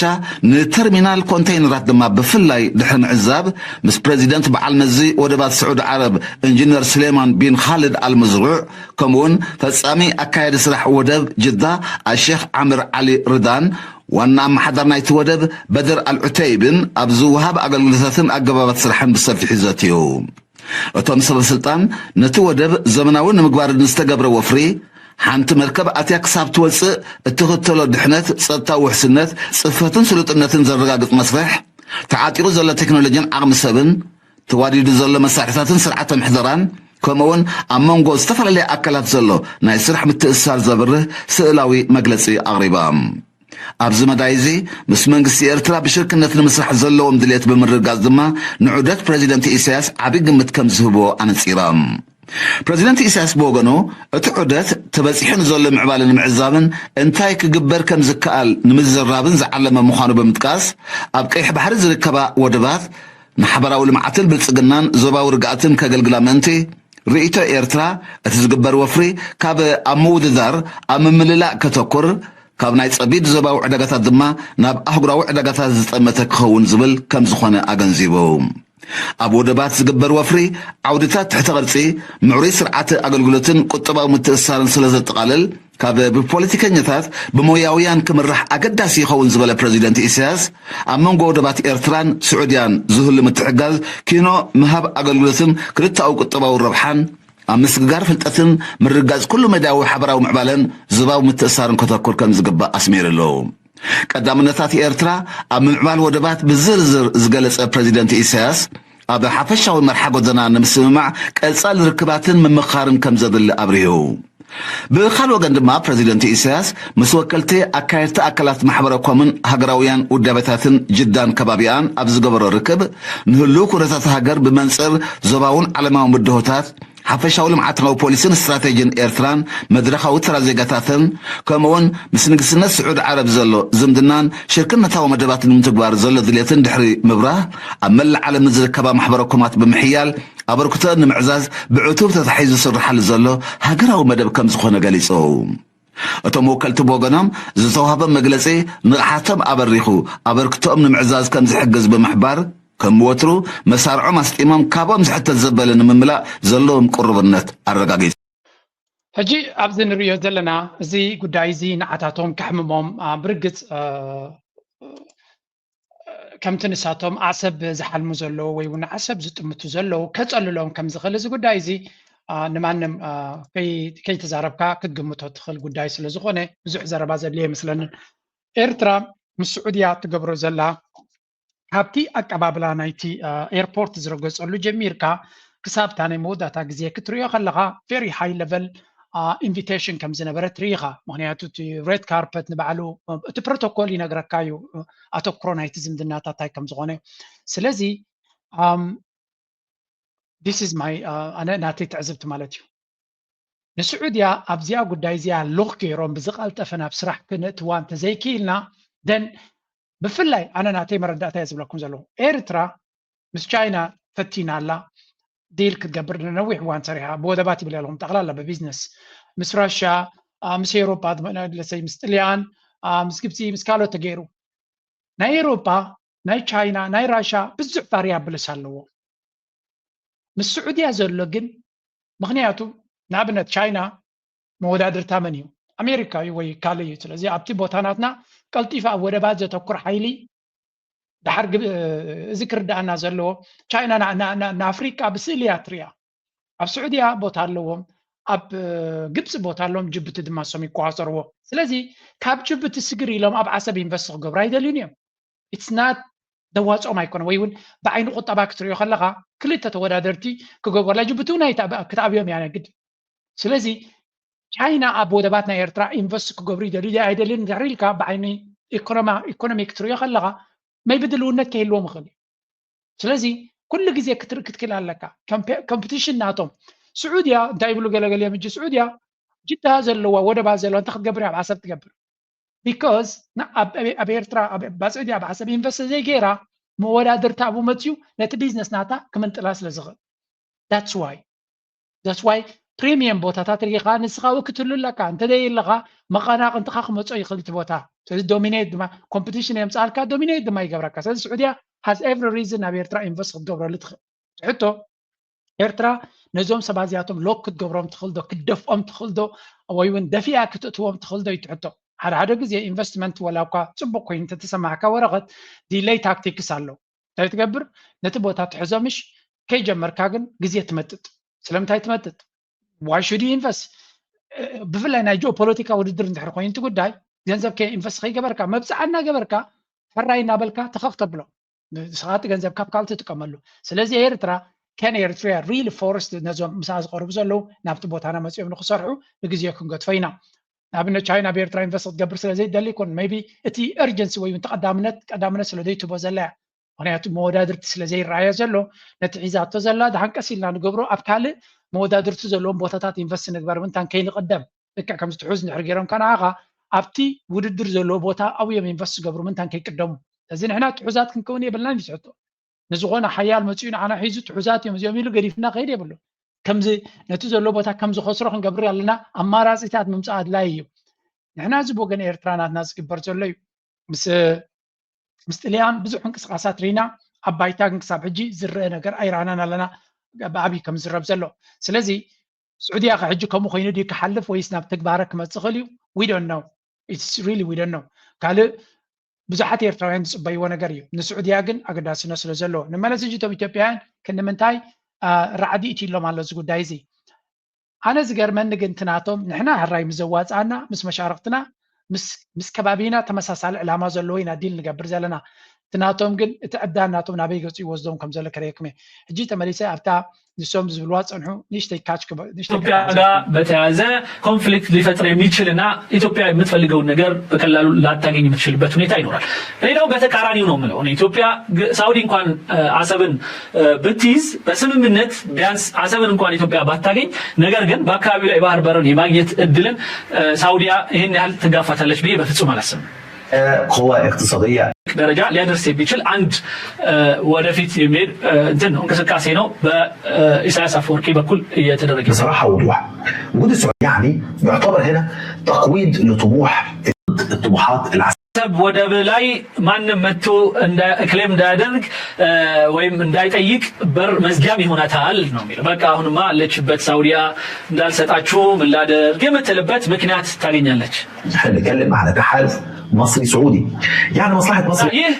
ሌላ በዙሪያ ምን ይሆናል ማለት ነው የርት كم تريو دلهم بزحي تنتنلو زلو ميدياتات ناي قبسي بفلا ميدياتات ناي عرب دما ببزحي بزي قداي زي زارب على جو بوليتيكس ازيا قداس الناس اللي زلون عطاتهم ابزح جن تايم زبلو زلو مجمريا سعوديا انا بيرتران متاو نيرترا ازيو زربيه يمزبلو سلامتاي السعوديا مكانا انت منيا عند حريلكا امارات يتبع الامارات كانت يتبع بمنتهى تفلت امارات كسر حدا ودبات بمقصصار بورتس ودبات راح تدلي تي ناي نيتورك ناي امارات صلوا حيل بمنتهي زغص زلو لك كم تشاينا قد يحميم بودبات نيتورك ناي ودبات هلو سلازي الاماناتهم كابورت سودان جميرون كبنغازي جميرون بنغازي ناي ليبيا لهم مصيوم بورت سودان كحزو يدليهم ستيل او كقصلو خمس دليل زنقر كابو عسب وي ابير تراون يدليهم ناي جيبوتي كبيدهم وديقاتهم بربره حيزوم الله شعو بوساسو حيزوم الله قاتل بصوماليا غسكا غيركا اما غادي شوني تافولو اب كينيا اب مومباسا ابو صلواح قبري دلي اب تنزانيا سلازي نتو ودبات كله كتعزوهم كحزوان يدليف بنيو بتخيل كذا مع عدن سقاطرا نابلكا تخيل مالتي سلازي ابناي قداي ودبات سعوديا نتا مودادرتا كتودادران بحرت دلو خينا سيريسلي نابيك تمصالو ناب ኤርትራ ክትመጻለዋ ናብ ዓደብ ናብ ዓሰብ ክትመጻለዋ ና ኦፍ ኮርስ ኣብ ታጁራ ወደብ ጌራላ እንድሕሪልካ ከቢድ ይኸውን ምክንያቱ ምስ ጅቡቲ ድሮ ናይ 30 ዓመት ዲል ጌራ ከም ዘላ ዝገልጽ ሓበሬታ ሪና ግን ስቲል ኣብ ኤርትራ ክትመጽእ ኣይትኽእልን እያ ክትብል ኣይትኽእልን ኢኻ ወላ እውን ዝኾነ ነገር ክገብረሉ ትኽእል ነገር የለን ክትብል ኣይትኽእልን ኢኻ ብሓፈሻ ግን ንሳቶም እንድሕሪ ኤርትራ ምስ ስዑድያ ሓደ ዲል ጌራ بኢትዮጵያ ክመጽእ ዝኽእል ጎርፈጥፈጥ ቡገይሩ ከብቅዕ እዩ ዝብል ካልኩሌሽን ከም ዘሎ እዩ ዝንገሮም ዘሎ ኣብ ገጹ ትሪኦ ኢኻ ናይ ስምባደ ናይ ተዳሂሉ ኮሜንት ዝገብር ምክንያቱ ኣብ ቪድዮ ነጓሕ እንድያ ኣብ ቅድሚት የባጩ እዩ ነይሩ ኣብዚ ናይ እዚ ወዲ ዝምስራየ ግን ያ እዚ ሲሪየስ ምዃኑ ይፈልጡ እዮም that's why እዚ ናይ ኤርትራ ብፍላይ ንስዑድያ ትኸዶ ከጸልሎም እዩ ዝደሊ ንግብፂ ትኸዶ ኤርትራ ከጸልሎም እዩ ዝደሊ ስለምንታይ ኤርትራ ዲል ጌራ ንሳቶም ከም ዘይንቀሳቐሱ ጌራ ክትዓጽኦም ከም ትኽእል እዩ ዝረኣዮም ንዓታቶም እዚኣ ድማ ሪሊ ፕሬዚደንት ኢሳያስ ንኤርትራ ንሓዋሩ ብሰላም ንኽነብር ዝደልየና ወይ እውን ናይ ሰላም ናይ ኤርትራ ካብ ውግን ወረ ውግን ዕግርግርን ሽግርን ብፍላይ ካብ ኢትዮጵያ ካብ ዝመፅእ ዕግርግር ከትሕነና እንድሕሪ ኮይኑ he has to do something ኣለኹም ገሊኹም እዚ ኤርትራ ብቕልፅማ ጥራይ ክትኽእሎ ትኽእሉ ትብሉ ኣለኹም ንስኹም ኣነ ምሳኹም ኣይሰማዓኒ ምክንያቱ ቅልፅማ ኣለና ሓይሊ ኣለና ግን መንእሰያት እቶም ከምኡ ትብሉ ካብታ ግንባር ከይትኩም ኮፍ እንተትብሉ ስትስ እምበለኒ ነይሩ ኣነ እቶም ከምኡ ኤርትራ ብቕልፅማ እምበር ምስ ማንም ኣይትሻረኽን እያ ትብሉ እቶም ብፍላይ ኣብ ደገ ኮይንኩም ከምኣ ትብሉ ማለት እዩ ብናተይ ርዲት ንስኻትኩም ሓፍ ኢልኩም ኣብታ ግንባር ኮፍ ኢልኩም ኤርትራ ቅልፅም ከም ዝህልዋ እንተትገብርዋ ፅቡቕ ነይሩ ንባዕልካ ደገ ኮይንካ ቀጥታዊ ኩናትን ወረ ኩናትን ዕድሜኻን ሂወትካን ዘይትንክፈካ ክነሱ እቲ መንእሰይ ሰራዊት ናይ ኤርትራ ኣብ ግንባራት ኮፍ ትብል እሞ ኩሉ ግዜ ድማ ምስ ኢትዮጵያ እናተፋጠጠ ክነብር ዲኻ ትደልዮ ኣላ እንታይ ኣነ ዝደሊ እዚኣቶም ሕልምናቶም ዓሰብ እያ እዛ ኤርትራ ብዓሰብ ምስ ንኤርትራ ክኽስብ ዝኽእል መሻርክቲ ኮፍ ኣቢላ ኤርትራ ብምዕባለያን ቁጣባያን ክትግዝግዝ መንእሰያትና ድማ ካብ ግንባራት ወፂኦም ኣብ ኖርማል ሂወት ክኣትው እየ ዝደሊ ኣነ which part of this is not እዚኣ ክፋል እዚያስ ብኸመያ ንኤርትራውያን ዘይትርድኦም ኣነ ይገርመኒ ኤርትራ ምስ ስዑድያ ወይ እውን ምስ ግብፂ ተረዳድያ ከምዞም ካልኦት ሃገራት ዝገብርዎ ዘለዉ ንኤርትራ ምቹውነት ዘለዎ ንዓና ክሕግዝ ዝኽእል ዝኾነ ይኹን ዲል ጌርና ብፍላይ ወደብ ዓሰብ ማለት እዩ ኣብኡ ጌርና ኤርትራ ናብ ምዕባለናን ኩዝጋሴናን ክንጎይ ስለምንታይ ከቢድ ኮይኑ ዝስምዓኩም ወይ ከቢድ ኮይኑ ዝስምዖም ክሳብ ሕጂ ትርዳእንን እያ ምክንያቱ ሓድሽ ነገር ወይ ፍሉይ ነገር ኣይኮነን everybody is doing that ስለዚ ኤርትራ ፕሬዚደንት ኢሳያስ ድሮ ናብ ስዑድያ ዝጠቅስ ዘሎ ድማ ስዑድያ መሻርክትና ክትከውን ከም ትኽእልን ዓብ ተራ ክህልዋ ከም ዝኽእልን ፈሊጡ እዩ ዝገብሮ ዘሎ ስለዚ ኣይ ሆፕ እዚ ጉዳይ እዚ ናብ ሓደ ዲል ክበፅሕ ነዚኦም ድማ ድሮ ከይተፈፀመ ከሎ ድሂልዎም ዘሎ ናብ ገፁ ክኸይድ ከም ዝኽእል እዚ ድማ ምስቶም ዓበይቲ ሓይልታት እውን እንታይ ናይላኩም ስዑድያ ኣብ ከባቢና ዓብ ቦታ ዘለዋ ሃገር ከም ዝኾና ብኣሜሪካ ድማ ቀዳምነት ተዋሂብዋ ዘሎ እዩ ስለዚ ፕሬዚደንት ኢሳያስ ምስ ስዑድያ ዝገብሮ ዘሎ ኣዝዩ ኣገዳሲ ምዕራፍ ኣብ ርእሲ ምዃኑ ናይ ቢዝነስ ናይ ወደባዊ ወላው ናይ ሴኩሪቲ ዲል ክግበር ንሳቶም ድማ ሓደ ናይ ግብፂ ክኢላ እንታይ ኢሉ ኣብዚ ተንቲንዎ ነይሩ ነዚ መስለኩም ኢትዮጵያውያን ድማ ሪሊ ሕሚማቶም ከም ዘላ ርኢ ኣለኹ ኣብዚያ እንታይ ኢሉ ፅሒፍዋ ነይሩ መስለኩም ፕሬዚደንት ኢሳያስ ምስ መሐመድ ቢን ሰልማንን ምስ ኣብ ስዑድያን ዝገበሮ ስምምዕ ንግብፂ እቲ ዝበለፀ ዲል ክኸውን ከም ዝኽእል ኢሉ ኤርትራ ምስ ስዑድያ ትገብሮ ዘላ እዩ ዝብል ስለምንታይ ግብፂ ንስዑድያ ሙሉእ ብምሉእ ከተተኣማምና ኣይከኣለትን እዩ ዝብል ስቲል ኣብ መንጎ ስዑድያን ግብፅን ዘይምትእምማን ገለ ነገራት ሕርኽርኽ ኣለዎም እዩ ስለዚ ኤርትራ ብቐጥታ ምስ ስዑድያ ክትገብሮ ትኽእል ኤርትራ ምስ ግብፅን ኤርትራ ምስ ስዑድያን ምስ ክልቲኦም ፅቡቕ ዝምድና ስለትገብር ክልቲአን ሓይልታት በቲ ኤርትራ ትገብሮ ዘላ ዲፕሎማሲ ክሓብሩ ይኽእሉ እዮም እዩ ዝብል ዘሎ ስለዚ ኤርትራ ንክልቲኦም ሓይልታት ነቲ ኣብ መንጎኦም ዘይምትእማን ዘሎ ኣብ ዝቐረባዮም ብሓደ ናይ ሓይሊ ባሕሪ ገለ ምንቅስቃሳት ክገብሩ ጀሚሮም ግን ኣለዎም ስቲል ፍሪክሽን ኣለዎም ኢማራት ድማ ዓብ ፅልዋ ኣለዎ ኣብ ግብፂ ስለዚ ስዑድያ እቲ ናይ ኢማራት ብዙሕ ኢንቨስት ትገብሮ ዘላ ስጋት ክፈጥረላ ከም ዝኽእል ፍሉጥ እዩ ግብፂ ድማ ብገንዘብ ናብ ካልእ ክትከይድ ስለትኽእል ምስ ኤርትራ ትገብሮ ዘላ ግን ንዓታቶም ነቶም ግብፃውያን እንታይ ይረኣዮም ኣሎ ኤርትራ ፕሬዚደንት ኢሳያስ ዝገብሮ ዘሎ እቲ ዝበለፀ ዲል ስለዝኾነ ግብፂ ኢንዳይሬክትሊ ካብዚ ምስ ስዑድያን ኤርትራን ዝገብርዎ ዓብ ከሳቢት ክትከውን ትኽእል እያ ምስ ግብፂ ድማ ምስ ስዑድያ እውን ተጎራቢትና ዝኾነ ሓገዝ ክንገብር ንኽእል ኢና ኣብዚ ዲል እዚ እዩ ዝብል ዘሎ ብኻልእ ዘራርባ ግብፃውያን እንታይ እዮም ዝደልዩ ኣብ ዓሰብ ክኣትዉ ወይ ኣብ ኤርትራ ክኣትዉ ሸውሃት የብሎም እንታይ ዳ እዮም ዝብሉ ዘለዉ ብዝተኻለ መጠን ኤርትራ ምስ ሓደ ሓያል ሓይሊ ኮይና ንዓሰብ ካብ ሕልምታት ናይ ኢትዮጵያ ከተትሕኖ ክትክእል ኣለዋ ዝብል መረዳእታ ኢኻ ክትበፅሕ ወላ እውን ኣብታ ቅድሚት ዘረኣኹም ከመይ ዝብል ብቐጥታ ቃል ብቓላ ግብፂ ምስ ኤርትራ ዓብ ዲል ክትገብር ኣይከኣለትን ዘላ ወላ እውን ስለዚ ምስ ስዑድያ ዝግበር ንዓና ከርባሓና ይኽእል እዩ ምክንያቱ እቲ ዕንደራ ናይ ኢትዮጵያ ናብ ባሕሪ ገፆም ዝገብርዎ ዘለዉ ንዓና እውን ስጋት ስለዝኾነ ስዑድያ መሻርክትናን ጎረቤትናን ምዃና ስዑድያ ድማ ናይ ቀይሕ ባሕሪ ሃገር ስለዝኾነት ኣክንዲ ካልእ ሓይሊ ገጅፍ ሓይሊ ንዓና ፀገም ክፈጥረልና ዝኽእል ስዑድያ መፅያ እውን እንተኮይና ንዓና ዝበለፀ እዩ ይብል ኣሎ ስለዚ ግብፂ ኤርትራ ስዑድያ ግብፅን ስዑድያን ድማ ክልቲኦም ናይ ኣሜሪካ ቀረባ መሻርክቲ እዮም ስለዚ ክልቲኦም ምስ ኣሜሪካ ቀጥታ ውርክብ ቅድሚ ቁርብትለይ መሐመድ ቢን ሰልማን ከይዱ ነይሩ ድማ ናይ ግብፂ ይኸይድ ኣሎ ስለዚ ኤርትራ ብቐጥታ ምስ ኣሜሪካ ዘለዋ ዝምድና ብኢድ ኣዙር ከመይ ጌራ ትፈትሖ ከም ዘላ this is very very excellent ዝኾነ ምንቅስቃሳት ኢና ንርኢ ዘለና ብርግፅ ናይ ካልኦት ጂኦፖለቲካዊ ረብሓ ንምግባር ጥራይ ንሕና ብኡ ክንድረት ኣይንደልን ኢና ንሕና ናትና ኣጀንዳ ናትና ዕላማን ከነስልጥ ኤርትራ ድማ ንሴኪሪቲ ጥራይ ወላ እኳ ሴኪሪቲ ዝለዓለ ዘገድሰና እንትኾነ ብቁጠባ እውን ክንዘራረበሉ ንኽእል ክንረብሓሉ ንኽእል መንገዲ ክግበረልና ድሌት ኣለና ሸውሃት ኣለና ብዝኾነ እዚ ንሪኦ ዘለና ኩነታት ንኤርትራ ዘርብሕ ስለዝኾነ ኢትዮጵያውያን ብዛዕባ ናይ ግብፂ ዝብልዎ ዘለዉ እንተሪኢና ወዚስ ኣርቲክል እንታይ እዮም ዝብሉ ዘለዉ ግብፂ ናብኡ ትኸይድ ዘላ ተዘመትና እዚ ዓይነት እዩ ፅነከርየኩም እየ ባዕሎም ዝብልዎ ዘለዉ ናይ ኢትዮጵያ ሚድያ ብዛዕባ እዚ መገሻ ናይ ፕሬዚደንት ግብፂ ኩሉ ጌና ከየጋጠሞ ከሎ ከሰንብዶም ጀሚሩ ከም ዘሎ ኢና ንርኢ ዘለና እንታይ እዮም ዝብሉ ዘለዉ ናይ ግብፂ መራሒ ናብ ኣሜሪካ ብምኻዱ ንዓና ሽግር እዮም ዝብሉ ዘለዉ እዚ ከዓ ዶናልድ ትራምፕ ባያስ ኣለዎ ወገንነት ኣለዎ ናብ ኣሜሪካ ገፁ ዘበለዩ እቲ ናቱ መርገፂ ስለዚ ናይ ግብፂ ሕጂ እንድሕሪ ከይዱ ብቐጥታ ይረኽቦ እንተሎ እቲ መርገፂ ናቱ ናብ ግብፂ ዘበለ ክኸውን እዩ ንኢትዮጵያ ድማ ሽግር ክፈጥረላ እዩ ብፍላይ ዶናልድ ትራምፕ ኣፀቢቑ ስግኣት ክፈጥረሉ ዝኽእል እዩ ምክንያቱ ናይ እገዳ መስርሕ እውን ተበጊስሉ ስለ ዘሎ ኣንጻሩ ብኣሜሪካ ካልእ ተፅዕኖታት ክመፁ ከም ዝኽእል ዘርኢ ግምታት ንርኢ ኣለና ስለዚ እዚ ኩሉ ንሪኦ ዘለና ምንቅስቃሳት ኣብ መወዳእታ ንኤርትራ ከርባሓ ዝኽእል ምዃኑ ኢና ንግምት ዘለና ኤርትራ ድማ ብቐጥታ እውን እንተዘይረብሐት ብተዘዋዋሪ ካብቲ ኩነታት እቲ ናይ ምርባሕ ተኽእሎ ዘሎ ዓብዩ እንተኾነ ምስ ኣሜሪካ ዘሎ ዲል እውን ኣገዳሲ ዲል እንተተገበረ ንሕና ደስ ይብለና ሕጂ ካብዚያ ኣንተ በጅምር ኣቢለልኩም ዝነበርኩ ኣብዪ ኣሕመድ እንታይ ይገብር ኣሎ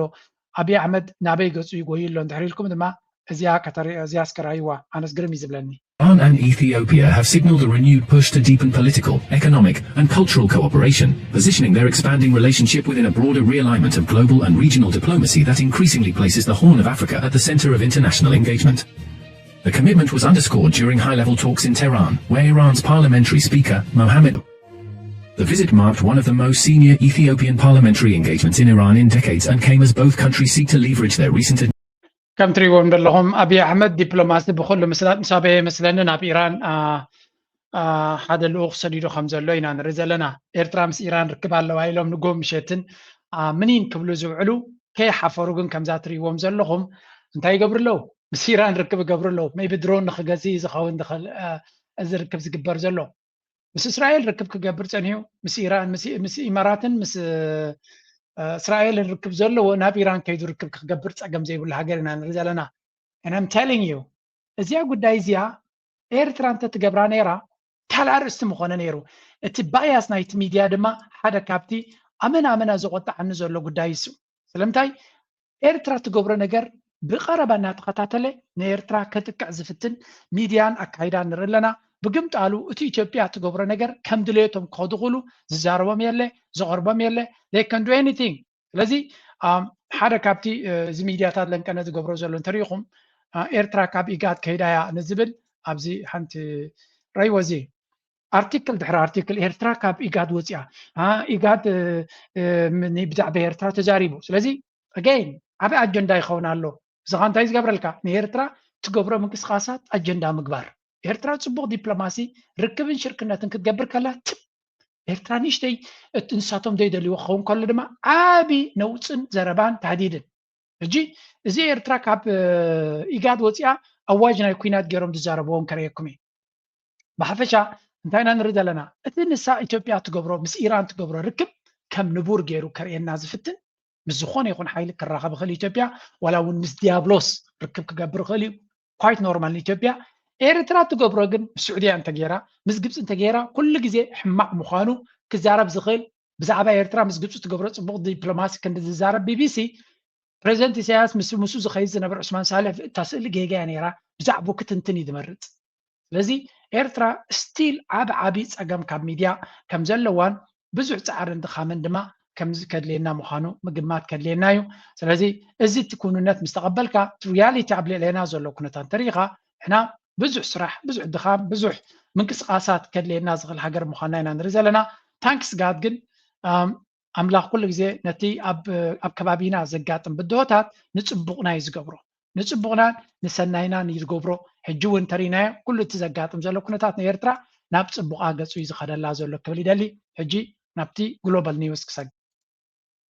And a civilian interpreter killed in an attack in central Syria earlier today. 3 others were wounded. The Pentagon says they were killed in an ambush by a single ISIS gunman. Syria's national news agency says the group came under fire while on a joint patrol with Syrian forces. CNN correspondent Julia Benbrook is at the White House for us. Julia.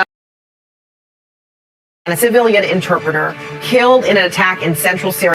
كم تريوم دلهم كلتا وتهدراتنا أمريكا بسوريا تقتيلهم كم زلو يزنقر زلو زدما ISIS بلو حيلي قبل علي وتهدراتنا أمريكا بسوريا تيقبرون يرمى بسوريا قاعد نوس كلتا وتهدراتهم تقتيلهم كم زلون هذا عبي أزارة بارس تقينو خم زلون أمريكا دما بأقرقر نخطاتو تبقى مهنيات كوينو والله مالك. Trump spoke with reporters here at the White House just over an hour ago now as he left to go to Baltimore. He didn't speak with us for long, but his comments focused in on this attack in Syria. So we mourn the loss of 3 great patriots in Syria. You know how it happened. It was an ambush, terrible. We also have 3 wounded. They seem to be doing pretty well.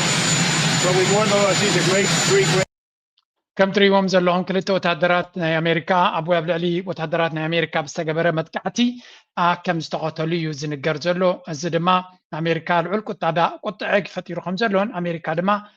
درو متكعتات كم جمرتن جف متكعتي قبل ملسكتهم مخانان يزنقر زلو this is very interesting development يزبال بغنياتو again قربت اللي حوس سلام كتركب فتينا زنبرت سوريا ናብ ካልእ ማዕዝን ክወስዳ ዝኽእል ኩነታት ክኸውን ይኽእል እዮም In terms of retaliation, Michael, your thoughts about what we just heard? Well, first, I thought it was, of course, appropriate, and that's what the nation wants to hear. They want to hear sorrow, but they want to hear that we're going to go after our adversaries, and you got that out of the president. What was also interesting to me, though, was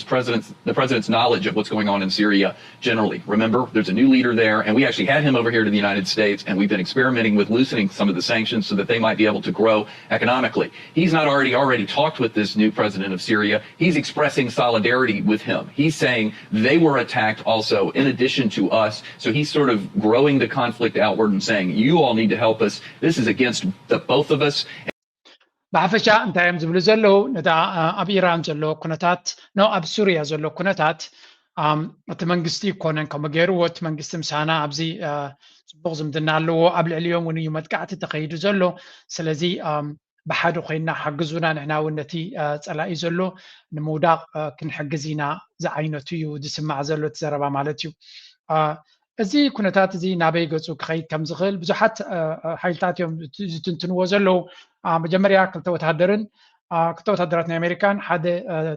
ሲቪልያን ተርጓሚ ናቶምን እዮም ተቐቲሎም ዘለዉ ካልኦት 3 ድማ ቆሲሎም ከም ዘለዉ እዩ ዝንገር ዘሎ ሶልጀርስ ሚሽን ዋስ ቱ ሰፖርት ካውንተር ኣይሲስ እቶም ኣብኡ ዝነበሩ ወታደራት ድማ ፀረ ኣይሲስ ንዝግበር ፀረ ግብረ ሽበራ ንዝግበር ሓገዝ ንክገብሩ እዮም ነዞም ኣይሲስ ድማ በዓሎም እዮም ኣማዕቢሎሞም ግርሚ ዝብለኩም እኮ attacker killed by the partner forces እቲ መጥቃዕቲ ዝፈፀመ ሰብ ከም ዝተቐተለ እዮም ዝነግሩ ዘለዉ ስለዚ ኣሜሪካ ልክዕ ከም ትሪእዎ ዘለኹም ምናልባት ኩናት ጠጠው ክብል ስለ ዝኽእል ድራማ ድዩ ደልዮሞ ወይስ ትሽግር ግድን ነቲ መፍትሒ ስለ ዝደልዮም ኩሉ ግዜ እቲ ኩነታት ካብ ኩናት ናብ ዕግርግር ዝወስድ መንፈስ እዩ ዘለዎም እዚ ድማ ደገርም እዩ ምናልባት ደገርም እውን ኣይኮነን ኣሜሪካ ኣብ ፈቐዱ ሰራዊት ናትካ ገቲርካ እንተለኻ ዝኾነ ሪስክ ነቲ ኩናት ናብ ካልእ መንገዲ ከሰጋግሮ ከም ዝኽእል ምግማት ከቢድ spokesman at the Pentagon, he offered some more details. He said this, quote, "The attack occurred as the soldiers were conducting a key leader engagement. Their mission was in support of ongoing counter-ISIS, counter-terrorism operations in the region. The soldiers' names, as well as identifying information about their units, are being withheld until 24 hours after the next of..."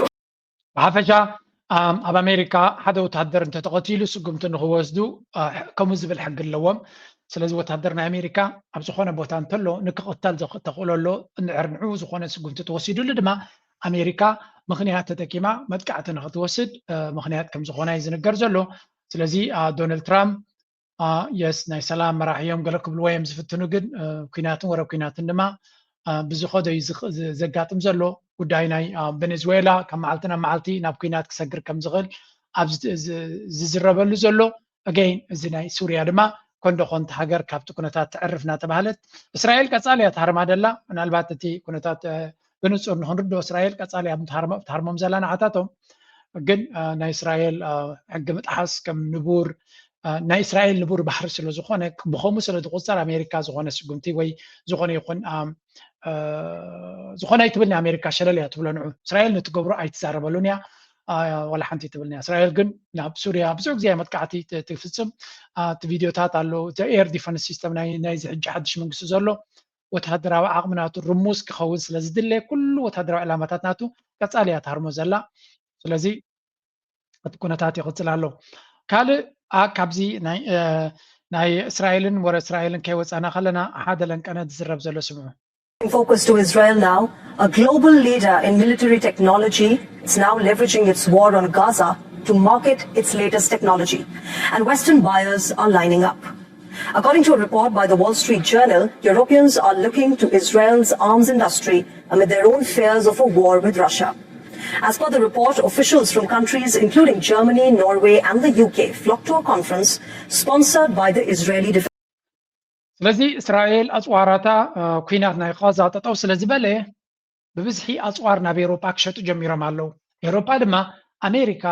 ትሸጠሎም ስለዘየላ ብብዙሕ መንገዲ ንበዓላት ስለትደልዮ ዘላ ካብ እስራኤል ክገዝእዎ ኢና ንርኢ ዘለና this is a very interesting development actually ምክንያቱ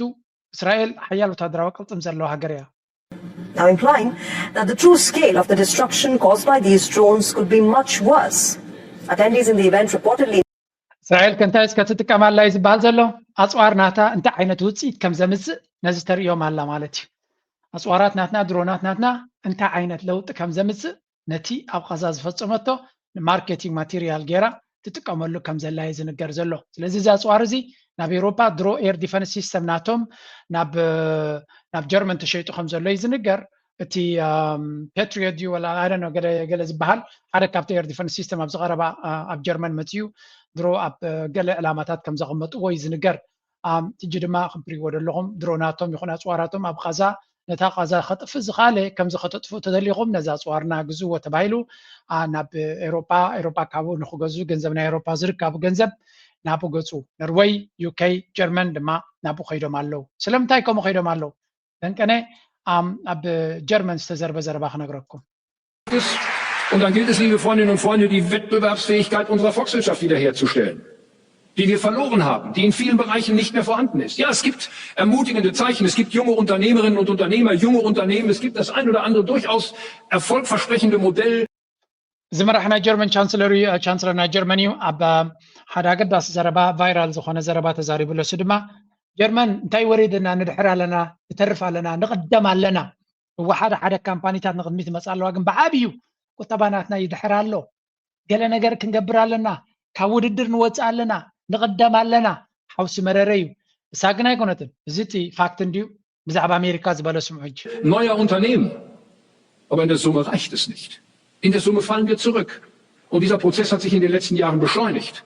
Insbesondere durch Ereignisse, die wir gar nicht in der eigenen Hand haben. Zum Beispiel die Zollpolitik der Vereinigten Staaten von Amerika, die wir uns anders wünschen würden. Aber die Politik ist kein Wunschkonzert. Die amerikanische Regierung macht das. Und glaube mal niemand, dass das sozusagen eine kurzfristige Erscheinung ist. እንታይ ዝብል መሲልኩም ንሕና በዓልና ክንቆፃፀሮ ንኽእል ቁጠባናትናን ኩነታትናትናን እዩ ፈጠራውነትናትናን ካብ ቁፅፅርና ወፃኢ ዝኾነ ንሕና ክንፀልዎ ዘይንኽእል ድማ ፖለቲካ እዩ ፖለቲካ ናይ ኣሜሪካ ድማ እቲ ዝገደደ ኣብዚ ዘረባ እዚ ኣትሪሩ ዝዛረቦ እዚ ኣሜሪካ ንኤውሮጳ ዝነበራ ኣጠማምታ ብዶናልድ ትራምፕ ኣብ ሓንቲ ለይቲ ዝመፀ ኣይኮነን ንነዊሕ ክኸይድ ዝፀንሐ እዩ ድሕሪ ዶናልድ ትራምፕ እውን ክቕፅል ዝኽእል እዩ ስለዚ እዚ ንሕና ንፈልጦ ናይ ትራንስ ኣትላንቲክ ዝበሃል ዝነበረ ናይ ኔቶ ናይ ኤውሮጳን ኣሜሪካን ዝነበረ ዝምድና ሓንሳብና ሓዋሩን ተበቲኹ ክኸውን ከም ዝኽእል ምግማት ከድልየና እዩ ስለዚ ከምዚ ናይ ትምኒት ኮንሰርት ዝበሃል የለና ኣብዚ እዋን እዚ ክውንነት ኣሜሪካ ካባና ትኸይድ ኣላ ንሕና እንታይ ክንገብር ንኽእል እዩ this is a very ስምዒታዊ ዘረባ እውን እዩ ክትፈልጡ ኤውሮጳ ክንምንታይ ተተንኪፎም ከም ዘለውን ኣብ ዘይተፀበይዎ ኩነታት ዘጋጥሞም ዘሎ ኩነታት ዘይተዳለውሉ ስትራቴጂ ዘይብሎም ኣብ ከቢድ ፈተና ከለው ኣሜሪካ ትጉሕፎም ከም ዘላ ኢና ንርኢ ዘለና ነዚ ድማ ንሽተይ ከስማዓኩም ዳሕነቶም ኣብ ጀርመን ዘለኹም ክስለ ትሰምዕዎ Trump ist nicht über Nacht gekommen. Und diese Politik der Amerikaner wird über Tag nicht einfach wieder gehen. Es kann sein, dass mit dem Nachfolger oder der Nachfolgerin es noch schwieriger wird. Stellen wir uns darauf ein, dass wir eben auch da eine fundamentale Veränderung des transatlantischen Verhältnisses sehen. Exactly. ስለዚ እንታይ ዝብል ዘሎ እዚ ናብ ዶናልድ ትራምፕ ጥራይ ፀጊዕና ንመን እዩ ዝነቅፍ ዘሎ ቅድሚኡ ዝነበሩ መራሕቲ ካብ 2016 ክሳብ 20 ዶናልድ ትራምፕ ክመፅእ ከሎ ነዚ ምልክት ዘርእየና ነይሩ እዩ ኣከንዲ ንዑ ተቐቢሎም ስጉምቲ ክወስዱ ዝኽእሉ ግን ደቂሶም ከለዉ ሓሊፍናት ኩነታት ዶናልድ ትራምፕ ሕጂ እውን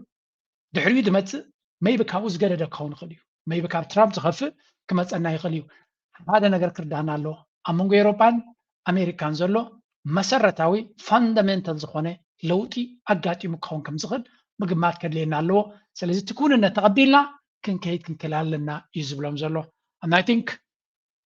ኤውሮጳዊ ሕብረት ኡርሱላ ቨንደርላይን ትርጉም ዘለዋ መራሕቲ ኣይኮነት ጀርመን እቲ ቀንዲ ኤውሮጳ ዝበሃል ሶ ጀርመን ነቲ ኩንነት እንተተቐቢልዎ ነቲ ኩንነት ተቐቢሉ ኣብ ኩንነት ክነብር ተጀሚሩ which is very difficult right now ኣብ ኩንነት ክነብሩ ይደልዩን እዮም ዘለው ኣብ ህውተታ ክነብሩ እዮም ዝደልዩ ዘለው ነቲ ኩንነት ንዓይ እንታይ እዩ ኩንነት ምስ ራሻ ክንዋጋዕ ይደልን ኢና ክብሉ ኣለዎ why do you want ስለምንታይ ምስ ራሻ ክትዋጋዕ ትደሊ እዚ እጂ ኣብዛ ዘረባናቱ ብድሕሪት ፑቲን ናይ ሰላም ሓይሊ ይኮነን እዩ ዝብል which is crazy ምክንያቱ ፑቲን ናይ ሰላም ሓይሊ ኣይኮነን ናይ ምስፍሕፋሕ መንፈስ ኣለዎ ትብል እንድሕሪ ኮንካ that means ንፑቲን ክምክተሉ ዝኽእል ወታደራዊ ቅልፅም ክሃንፅ ኣለኒ ክብል እዩ and that is a disaster ምክንያቱ ብዙሕ ባጀት ብዙሕ ገንዘብ ብዙሕ ቁጠባ ይክሓቶ ጀርመን ድማ ክዕውታ ኣይኮነን ምክንያቱ ሕጂ ደንጊኻ ካብቲ ኮንሰርት መፂኻ ዘላ እዛ ኣብ ደንጊ ካብቲ ፓርቲ መፂኻ ንክትዕወት ዘለካ ተኽእሎ ፀቢብ እዩ ስለዚህ ይበረ ነቲዝ አለካ ኒ ፑቲን ናብ ሰላም ክመልሰለና ምስ ራሽያ ዘለና ምፍጣት ገዲፍና ንዓዓነታ ናይ ሰላም መንገዲ እንተፈቲሕና እሕና ናብ ቁጠባና ኣተኪርና ክንከይድ ተኹለለና ናይ ምዕባል ክብል ይግብኦ ነይሩ እቶም ራይት ዊንግ ዝበሃል ፖለቲከኛታት እቶም ምስ ዘለቶም AFD ኮሚዮም ዝብሉ ምስ ፑቲን ምስ ራሽያ ዘለና ሽግር ክንፈትሖ ኣለና እሱ እንተፈቲሕና ናብ ቁጠባና ጀርመን ዕድል ዘለዎ ንኽወዳድር ዋላ እሱ እንተፈቲሑ ክንዕወት ኢና ማለት ኣይኮነን ግን ዝሓሸ ዕድል ኣለና እቲ ምፍጣት ምስ ፑቲን ዘሎ ገዲፍ ከም ራሽያ ዘሎ ከም ዘሎ ወሲኽካ ግን በዚ ናይ ሴኩሪቲ ፀገም በዚ ናይ ቁጠባ ፀገም በዚ ድማ ኤውሮጳ ሕብረት በዓል ኣብ ሓደጋ ዘሎ ነዚ ኩሉ ሃንድል ክንገብሮ ንኽእልና ዝብል ስነመጎት ኢና ንሰምዕ ዘለና anyway ፑቲን ንሳቶም ክዛረቡ ከሎ ፑቲን ስርሑ ይሰርሕ ኣሎ In Ukraine, where thousands of people are facing major blackouts after another night of intense Russian attacks. The southern port city of Odessa and its power grid came under particularly heavy fire. The government in Kyiv says Russia launched hundreds of drones and at least 30 ballistic missiles overnight. ከም ትሪእዎ ዘለኹም ፑቲን ድማ ብላክኣውት ናይ ጠቕላላ ምቁራፅ ናይ ኤሌክትሪክን ሰዓትን ኣብ ዩክሬን ከም ዘጋጥም ገይሩ ከም ዘሎ ብፍላይ ኣብዛ ኦዴሳ ዝበሃል ቦታ ማለት እዩ ብብዝሒ ድሮናትን ባሊስቲክ ሚሳይላትን ብምትኳስ ነታ ከተማ ነቲ ክሪቲካል ኢንፍራስትራክቸር ኣብ ምርማስ ኩሉ ዝከኣሎም ይገብሩ ከም ዘለዉ ኢና ንርኢ ዘለና ስለዚ ዶናልድ ትራምፕ ምቁራፅ ናይ ተቕስዶ ገለዶ ሰላምዶ ዲልዶ ባህያይዶ ይብል ፑቲን ድማ ምጭፍጫፊ ይቕፅል ኣሎ ኣብቲ ኩናት ማለት እዩ ስለዚ ኣብ ከምዚ ኩነታት ኣብ ዘለውሉ ግዜ ናበይ ገፁ ክኸይድ ኩናት እንታይ ክኸውን ንዝብል nobody knows ብሓፈሻ ኣሜሪካ ኣብ ትሕቲ ዶናልድ ትራምፕ ጉዳይ ናይ ዩክሬን ንክውድኡ ወይ ፅዕሩ ኣለዉ ኣይሰልጦምኒ ዘሎ ግን ንዑ ከይሰለጡ ድማ ካልእ ሽግራትን ካልእ ብድሆታትን ይመፆም ኣሎ ኤውሮጳ ድማ መንጎ ተቐርቂሮም ኣይ ናብ ቁጠባ ተኪሮም ኣይ ናብ ምክልኻል ተኪሮም ኣይ ናይ ፀዓት ሽግሮም ፈቲሖም መንጎ ተጠቢሶም ከም ዘለዉ ኢና ንርኢ ዘለና it's a very sad reality ካልእ ኣብዚ ለንቀነ ዝዝረብ ዘሎ ድማ Leader Kim Jong-un has welcomed back soldiers returning from fighting for Russia. In a special ceremony in Pyongyang, Kim called the soldiers heroic. He acknowledged that 9 members of the unit had been killed. In 2024, Moscow and Pyongyang signed a strategic partnership promising military assistance should one of them be attacked. South Korean intelligence says እዚ ድማ ካልእ እዩ እዞም ሰራዊት ትሪእዎም ዘለኹም ናይ ሰሜን ኮርያ መራሒ ወይ እውን ካብ ሰሜን ኮርያ ሰራዊት ናብ ራሽያ ከይዶም ዝነበሩ እዮም መቸም ኣብ መንጎ ሰሜን ኮርያን ራሽያን ዝነበረ ዝምድና ነዊሕ እዋን ዝሕቲሉ ዝነበረ ራሽያ ኣብ ሽግር ምስ ወደቐት ድማ ናይ ቀደም ሽርክነት ስለ ዝነበሮም ክሳብ 15,000 እውን ይብሉ ኣብ ገለ ወተሃደራት ናይ ሰሜን ኮርያ ኣብ ራሽያ ከም ዝኸዱን እዚ ኩናት ናይ ዩክሬን ንሰሜን ኮርያ እቲ ዝበለፀ ዕድል እዩ ኮይኑዋ እዩ ዝበሃል ኩናት ንኩሉ ይኮነን ሕማቕ ንብሎ በዚ ሰሜን ኮርያ ብኩሉ ተኣጊዳ ጥራይ ዘይኮነት ራሽያ ኣይትግደሰላና ነይራ ምክንያቱ ሰሜን ኮርያ ዲል ምግባር ሽግር ስለ ዝፈጥረሎም ራሽያ ኢግኖር ገይሮሞም ነይሮም ቻይና እውን ንእሽተይ ዲል ምስኦም ርክብ ዝነበሮም ራሽያ ኣብዚ ዲቕ ዝበለ ኩናት ንሳተወት ግን ትንኮ ክሕግዛ ፀጋታት ክትረክበሉ ትኽእል ሰሜን ኮርያ ስለ ዝኾነ ዓብይ ምሳቶም ዲል ገይሮም ነዳዲ ይኹን እኽሊ ይኹን ካልእ ዘድልዮም ቴክኖሎጂ ናይ ኣፅዋር ይኹን ክህብዎም ጀሚሮም ሰሜን ኮርያ ድማ ወተሃደራት መዓት እዮም ዘለዎም ግን ወተሃደራዊ ተመክሮ ድማ የብሎምን ኣብ ሓቀኛ ኩናት ኣይተዋግኡን ኣለዉ ስለዚ ናይ ወተሃደራዊ ትሬኒንግ ጥራይ ሓያላት ወተሃደራት ኣለና ክትብል ኣይትኽእል ኢኻ ስለዚ እቶም ወተሃደራት ናትና ናይ ባትል ፊልድ ተመክሮ ክህልዎም እንተኮይኑ ኣብ ራሽያ ከይዶም ክሰርሑ ምስ ሰራዊት ናይ ራሽያ ነቲ ኩናት ክርእይዎ ኣለዎም ብምባል ሰራዊቱ ሰዲዱ ንደቡብ ኮርያ ድማ ዓብይ ዘሰንበተ ኩነታት እዩ ነይሩ ስለዚ እዞም ሰራዊት ተመሊሶም ዘለዉ ሕጂ ባትል ፊልድ ናይ 25 ኩናት እንታይ ከም ዝመስል ተመክሮ ገይሮም መፅኦም ኣለዉ ዓውደ ኩናት እንታይ ከም ዝመስል ሪኦም ኣለዉ ካልእ ብዙሓት ሰባት ካብ ሰሜን ኮርያ ኣብ ፋብሪካታት ናይ ራሽያ ይሰርሑ ከም ዘለውን እዚ ድማ ንሰሜን ኮርያ በብዙሕ መንገዲ ከርባሓ ከም ዝኻለ እዩ ዝንገር ዘሎ ንደቡብ ኮርያ ድማ ዓብይ ሓደጋ ክኾና ከም ዝኽእል እዩ ዝንገር ዘሎ ኩሎም እዚኦም ኣብ ከምዚ ኩናትን ወረ ኩናትን ኣብ ዝጥበስሉ ዘሎ ናይ ቻይና ዜና ድማ ንስማዕ Tour, opening a China-funded mega port in Peru. This is a huge investment, not only for Peru, but in Latin America, and it is expected to triple agricultural exports of Peru. Over the last 20 years, China has built up a network of about 100 ports on every continent except ከም ትሪእዎ ዘለኹም ቻይና ድማ ብምንታይ እያ ትፍለጥ ተኣምራታዊ ዝኾነ ኢንፍራስትራክቸር ብፍላይ ወደባት ናይ ወደባት ኔትወርክ ናይ ቻይና መወዳድርቲ የብሉን ኣሜሪካ ድማ እንታይ ከም ዝገብሩ ኣይፈልጡን እዮም ዘለዉ ቻይና ዳርጋ ንዝበዝሐ ወደባት ንግዲ ናይ ዓለምና ትቆፃፀረላ ምክንያቱ ዝበዝሐ ወደባት ምስ ቻይና ርክብ ዘለዎም እዮም ናይ ዓለም ለኸ ወደባት ማለት እዩ ዝዓበያ መራኽብ ኣብዚ እዋን እዚ ትሰርሕ ዘላ ቻይና እያ ስለዚ ነቲ ንግዲ ንወደባት መራኽብ كل دومينيت قبر زلا تشاينا 10 ዓመት ካብ ሕጂ ብዛዕባ ንግዲ ክትዛረብ ትኮንካ ብዛዕባ ቻይና ጥራይካ ክትዛረብ ኣሜሪካ ምስኩ ወዳደር ዝኽእል ዓቕሚ ክትሓንፅ ኢልካ ክትዛረብ ኣይትኽእልኒ ኢኻ ስለዚ እቲ ስትራቴጂ ናይ ቻይና ኣብ ባይታ ከመይ ገይሩ ዶሚኔት ይገብር ከም ዘሎ ረዩ ኣብ ዓለምና ቢዚ ዝኾና ናይ ኮንቴይነር ወደባት ኣበይ ኣለዉ እንድሕር ኢልካ ቁፅሪ 1 ኣብ ቻይና ቁፅሪ 2 እስከ ክንዲ ዳህላክ ዝኾነት ሃገር ሲንጋፖር እዩ ንእሽተይ ሃገር ክነሱ ኣብ ዓለም ቁፅሪ 2 ናይ ንግዲ መስመር ናይ ኮንቴይነር ሃብ ኣለዎ ድሕሪኡ ቻይና ሳልሳይ ቻይና እዩ ራብዓይ ቻይና ሓምሻይ ቻይና ሻድሻይ ቻይና ሻብዓይ ድማ ኣብ ደቡብ ኮርያ ድሕሪኡ ድማ ሻምናይ ቻይና ኣብ ታሽዓይን ዓስራይን ኣብኡ እውን የላን ኣሜሪካ ያ ኢማራት ጀበል ዓሊ መበል ታሽዓይ መበል ዓስራይ ድማ ማሌዥያ ማለት እዩ ስለዚ ንግዲ ናይ ዓለምና ኣበይ ከም ዘሎ ብቐረባ ካብዚ ክንመሃሮ ንኽእል ማለት እዩ ቻይና ከመይ ጌራ ንዓለምና ዶሚኔት ትገብራላ ንምፍላጥ ከቢድ ኣይመስለንን ናይ መወዳእታ ድማ እዛ ስእሊ እዚኣ እትሪእዋ ዘለኹም ኣብ 2000 እያ ትጅምር እታ ንሪኣ ዘለና ምንቅስቃስ ሶሪ ካልእ ብልፅ ዝበለት ስእሊ ነይራትኒ ብሕማቅ ገይሮም ስኢሎም ኣሎ እዚ ባጤራታት ከመይ ኢሉ ከም ዝወድቕ ክርዳኣኩም ተደሊኹም ነዚ ክትርእዩ ኣለኩም ኩሉ ግዜ ካብ 2000 ጀሚሩ እቲ ቁፅሪ እንድሕሪኹም ባጤራታት ከመይ ኢሉ እናጎደለ ይኸይድ ኣሎ ናይ ሶሪ ኣብዚኣ እውን ነይራትኩም እያ ኣብ ላዕሊ ዘሎ እቲ ዕለት ረይዎ ካብ 2000 ጀሚሩ ናይ ኣሜሪካ $100 ክንደይ ኮይኑ ጎዲሉ ኣሎ ረይዎ ናጎደለ ዝኸይድ ኣነ ኣብ ስዊስ ስለ ዘለኹ ኣም ፕራውድ ኦፍ ስዊትዘርላንድ ባጤራ ናይ ስዊትዘርላንድ ናይ ስዊስ ፍራንክ ዝሓሸ ባጤራ ናይ ዓለምና እንድዩ ኣብዘን ዝሓለፈ ዓመታት ኣብ ዝሓለፈ 24 ዓመት ክንደይ ጎዲሉ ካብ 100 እንድሕር ኢልኩም ዶላር ረይዎ ኣበይ ወፅሒ ኣሎ ካብ $100 ዝነበረ ናብ ዳርጋ 56 ናብ $55 በፂሑ ኣሎ ማለት እዩ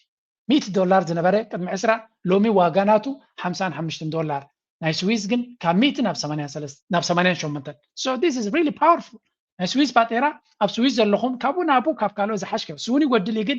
ናይ ስዊስ ባጤራ ሓያል ናይ ስዊስ ቁጠባ ሓያል ዝበሃል ካብ ዜሮ ተበጊስኩም ዘይኮነ ስለዚ ኩሉ እዚ ባጤራታት ኢንቨስትመንት እንተዘይብልካ ከመይ ገይሩ ከም ዝቐትለካ እዩ ዘርእየና ዘሎ ንቐፅል ተጠቀምሉ ነዚ ኩነታት ድማ ፍለጥዎ የድ እምነት ኮኔክሽን ነው ባለስልጣን ኪስ ውስጥ እየገቡ መዝረፍ ነው እያንዳንዱ ሀብታም የራሱ ባለስልጣን ጀሌ ያለው ኤጀንት አለው ባንክ አምጣም ይልበት መሬት አምጣም ይልበት አንዳንድ ሀገር ሀብታም ማለት የሀገር ምሰሶ ነው ሀብታም ማለት ለመንግስት ፖሊሲ በጣም እያስጠና ሐሳብ የሚያመጣ የተቸገሩ የሚያግዝ ምናምን ነው በእኛ እንደዛ አይደለም ተለጥፎ ነው ያለው እያንዳንዱ ቦታ ላይ መሬት ዝም ብሎ ሐሳብና ገንዘብ ስላለው ሰው ያገኛል ኢትዮጵያ ውስጥ አያገኝም እኮ ኮኔክሽን ይፈልጋል ኬስ ሰፈርነ ምናምን ተብሎ ነው የሚሰጠው ከባንክ ስርዓት ጋር ኢትዮጵያ ውስጥ ያለው ችግር ጥቂቶች ብልጦ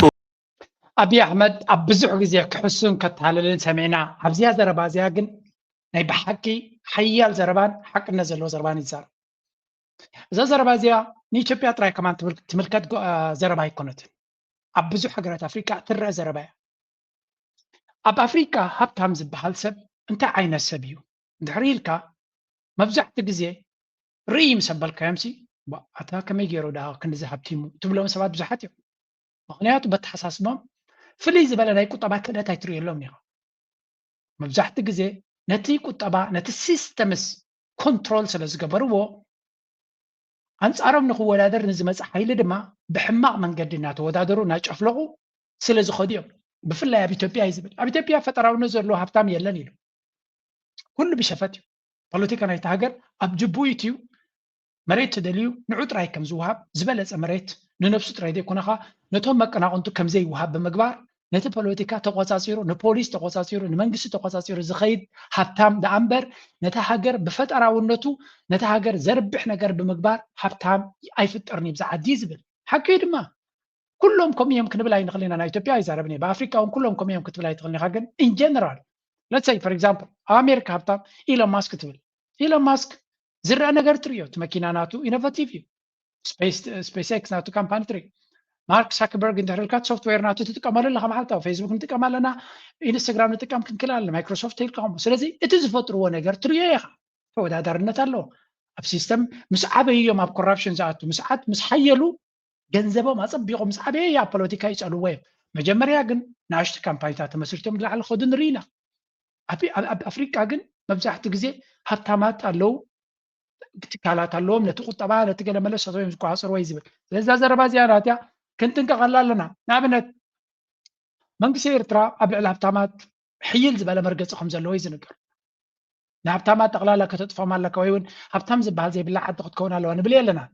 ንኸምኡ ክደፍእ ኢለ ዝዛረብ ዘለኹ ከይመስለኩም ጀነራል ግን መንግስቲ ክገብሮ ዝግባእ ሓያል ዝኾነ ሕግን ቁፅፅርን ጥራይ ክገብር ዘለዎ ነቲ መወዳደሪ ባይታ ድማ ወላ ነቶም ንኣሽቱ ዕድል ክፈጥር ክኽእል ኣለዎ እንተዘየለ መንግስቲ ወላ ሓንቲ ክገብር የብሉን ዝብሉኻ ሓሰውቲ እዮም ንብልሽ እውን እቶም ሃብታማት ድሌቶም ክገብርዎ ነቲ ሲስተም ስለ ዝደሊ እዩ ስለዚ ንኣቢ ኩሉ ግዜ ብሕማቕ ዘይኮነ ገለ ካብተን ሓቂ ተዛረበን ነገራት ወይ እውን ፅቡቅ ገይሩ ዝገለፀ ነገር ተሎ እዚያ እያ ንቐፅል ኣብቲ ዝብልዎ ዘለው እዛ ዘረባ እዚያ ድማ ክትርድዋ ይደላነ ጉዳይ የኤርትራ ጉዳይ የባህር በሩን ጉዳይ እና ግለቱን አዎ ትክክል የሆነበትን ቦታ አልጠቁምልን አፋርን ይዘው ነው ፈለከው ታሪክ ብትሄድ ምጽዋና አሰብ የአካባቢ የአፋር ነው እዛ አፋር ትብል አጀንዳ ድማ ከምዚ ሓደ ምሁርናቶም እዩ እንታይ ዝብል ዘሎ ኣብይ ኣሕመድ ካብቲ ኩሉ ናይ ኣብቲ ገባሕር ዝክበሃል ዝኽእል ኣጀንዳታት እታ ዝበለፀት ዝመረፃ ነገር እንተሎ እዛ ናይ ዓፋር ትብል እያ ምክንያቱ ዓፋር ክትብላዕ ትኽእል ኣጀንዳ እያ እናበለ ይዛረብ ክትብላዕ ትኽእል በኣ ክንጥቀመላን ክንዕወተላን ንኽእል ኣጀንዳ እያ እናበለ ይዛረብ ወል ዓፋር ትብል ኣጀንዳ ንኢትዮጵያ ብፍሉይ ዝምልከቶ ጉዳይ ኣይኮነን ዓፋር ንሕና እውን ኣለና ህዝቢ ዓፋር ኣብ ኤርትራ እውን ኣሎ ስለዚ ናይ ዓፋር ተጣባቂ ዝገበረካ የለን ንዓፋር ሙሉእ ጉሒፍካያ ዝነበርካ ቀዳማይ ንስኻ ኢኻ ኣብ 2015 መፂኻ ፍሉይ ናይ ዓፋር ስምዒት ዘለካ ኮይንካ እንተቐሪብካ ሓሳውን ለኽባጥን ምዃንካ ጥራይካ ትነግር እምበር ናይ ዓፋር መሰል ብፍሉይ ንዓኻ ስለተሰማዓካ ከምዘይኮነ ማንም ሰብ ክርድኦ ዝኽእል ነገር እዩ ስለዚ ዓፋር እንተበሉ ናይ ዓፋር ሓልዮ ዘለዎም ዘይኮኑስ ገይም ናይ ዓፋር እያ እታ ዓፋር ድማ ነጊርናኩም ኢና እስራኤል ከምኡ ድማ ኢማራት ዝደፍእዎ ዘለው እዩ ናብ ባሕሪ ኤርትራ ከተምፃና ትኽእል ኣጀንዳ ምዃና ኢሎም ስለ ዝገምገምዋ ፖታሽ ናይ ኤርትራ እውን ኣብኡ ስለ ዘሎ ስለዚ ካናዳ እውን ኣብቲ ጉዳይቲ ኣብቲ ገይም ትላ ስለዚ በዓላቶም ክነግሩኹም ከለዉ ነቲ ገይም ሰሚዕና ክንቅፅል ክንከል ኣለና ካልእ ኣብዚ ነዛ ኣክሰስ ቱ ዘ ሲ እውን ቀይርናያ ኣለና ይብሉና ኣለዉ ስምዕዎ ምስከ የሚወሰነው አደራዱኝም የምትለው ምን የምትለው ከጀርባ ስለዚህ እያሰባሰበች ነው ኤርትራ ከወጣች በኋላ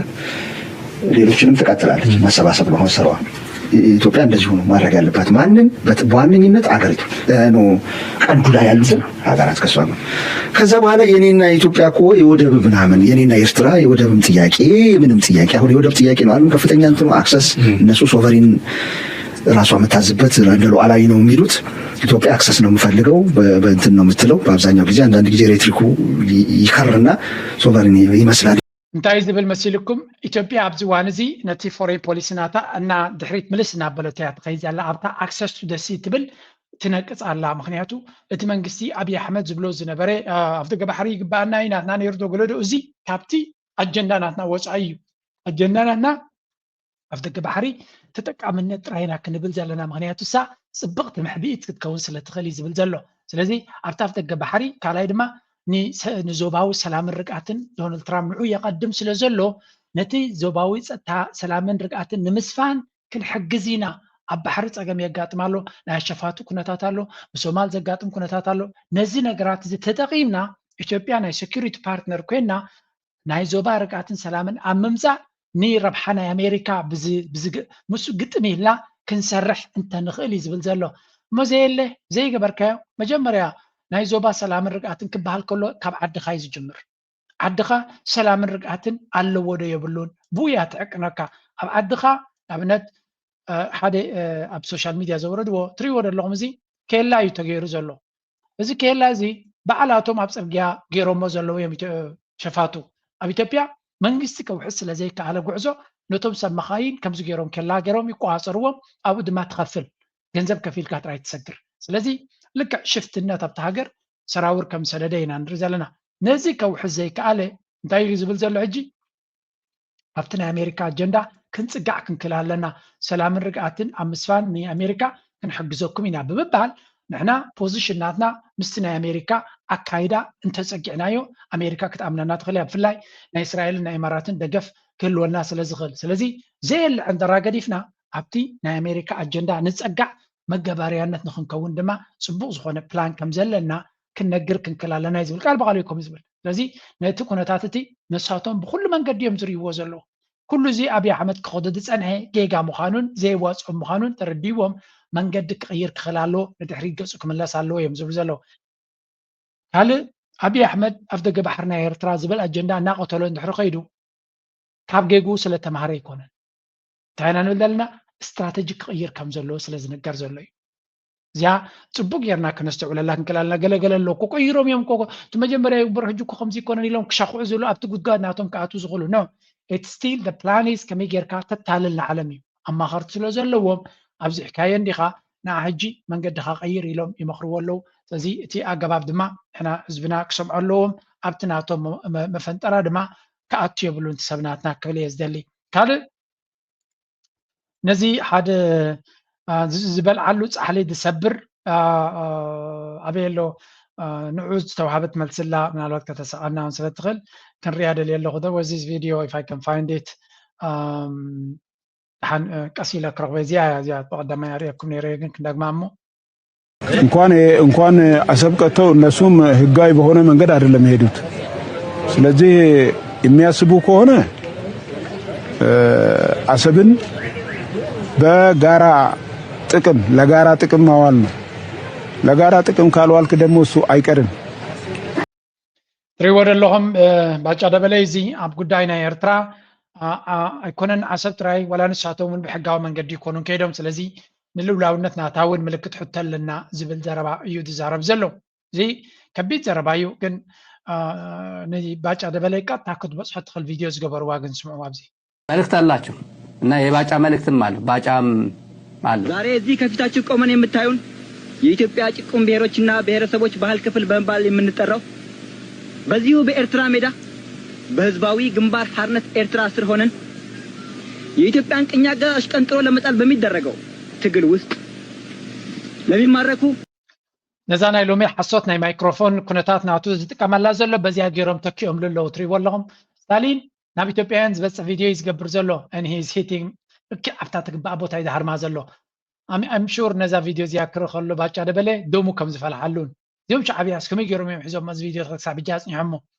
ገምገሌ ላይ ትጠፍን እንተዝከኣል ነይሩ ብገንዘቡ ካብ ኢንተርነት ሙሉ ነዛ ቪድዮ እዚኣ ደምስሱ ላይ ክብል ኣይፀልን እዩ እሱ ጥራይ ግን ኣይኮነን ስነ ጥበባዊ ብቅዓት ናይ ባጫ ደበለ እውን ኣቕሪቦሞ ነይሮም ስለዚ ላይክ ኣለኖ ንባጫ ደበለ ረይዎ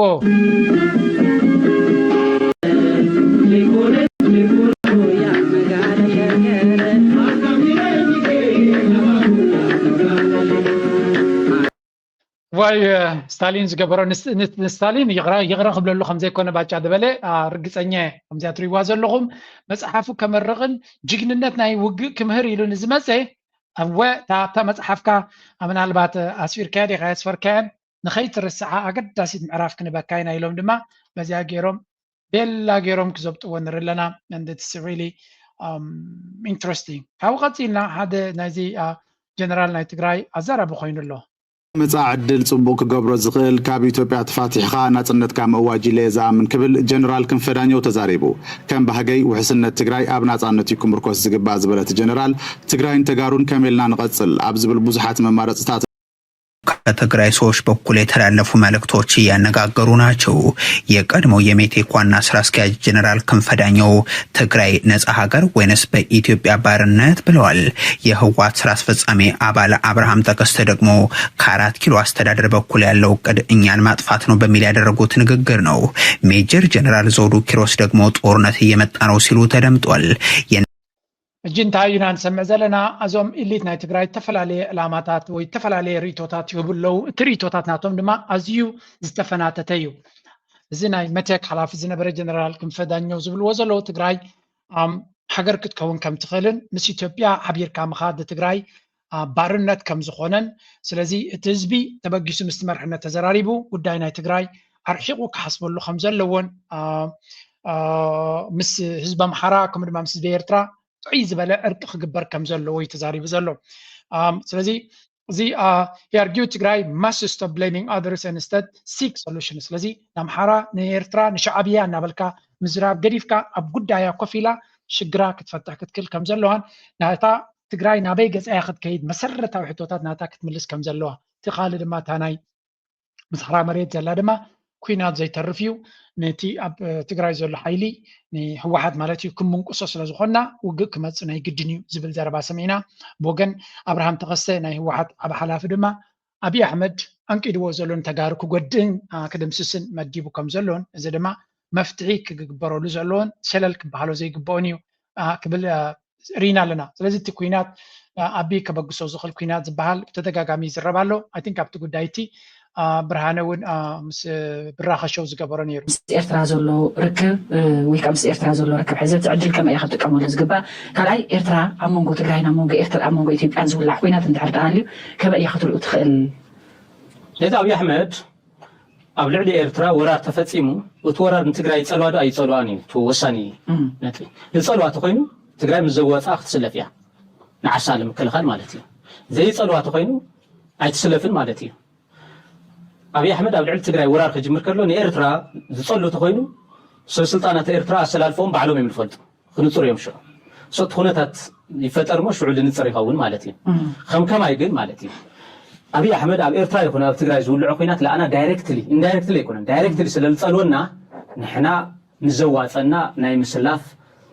ሙሉእ ተፈጥሮውን ሰብኣውን መሰል ኣለና እዩ ኢለ ኢላምናነ ምስ ከተሓይዙ ቀዳማይ ሚኒስተር ኢትዮጵያ ኣብይ ኣሕመድ ንፀላእትና ከምቅማል ክንርግፎ ኢና ዝብል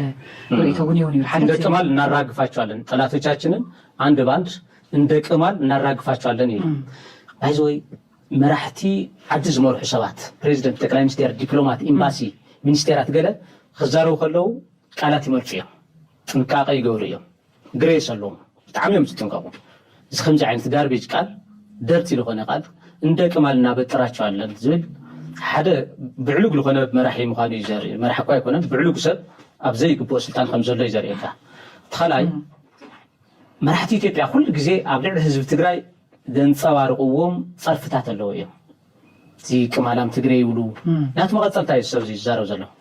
ችጋራም ትግሬ ቁልቋላም ትግሬ ኣንበጣ ቆርጣም ትግሬ ተን ኣጀንዳታት ዝሰንሐ ዝተሪፈን ሓቂ ፋኖ ኣብ ሓራ ክገልገለ ስለዘለ ያ ኣንፃር ምስ ኮነባት እንደገና ክለዓል ይኽእል እዩ እሱ ይትረፍ ኣይትረፍ ንሕና ቅማላም ተኮይና ቁማለት ኢና ማለት ስለዚ ከይንቁምብል ምግባር እዩ ዘለና መልሱ ንሱ እዩ ተረዲእኽኒ እሱ ኣብ ናይ ባዕልና ተኣይስሙ እዚ ኣብይ ኣሕመድ እውን እቲ መንፈስ እሱ እዩ ተዋሪስዎ እንደ ቅማል እናበጥራቸዋለን ኢና ከም ንሪኦም ዘለና እዚ ጉዳይ ናይ ኣብይ ኣሕመድን ኣካይዳ ናቱን ብተጋሩ ይኹን ብካልኦት ኢትዮጵያውያን ብፍላይ እዚ ናይ ቁማል ዝበሎ ብዙሕ ቁጥዕን ተሪር መልስን ይቕበል ኣሎ ኣይ ቲንክ ካብኡ ዝተበገሰ ከይኮነ ይተርፍን እዩ በዚ ኣብ ወገን ትግራይ ዝበሃል ዘሎ ስምዑ እናገለጹ መፅኦም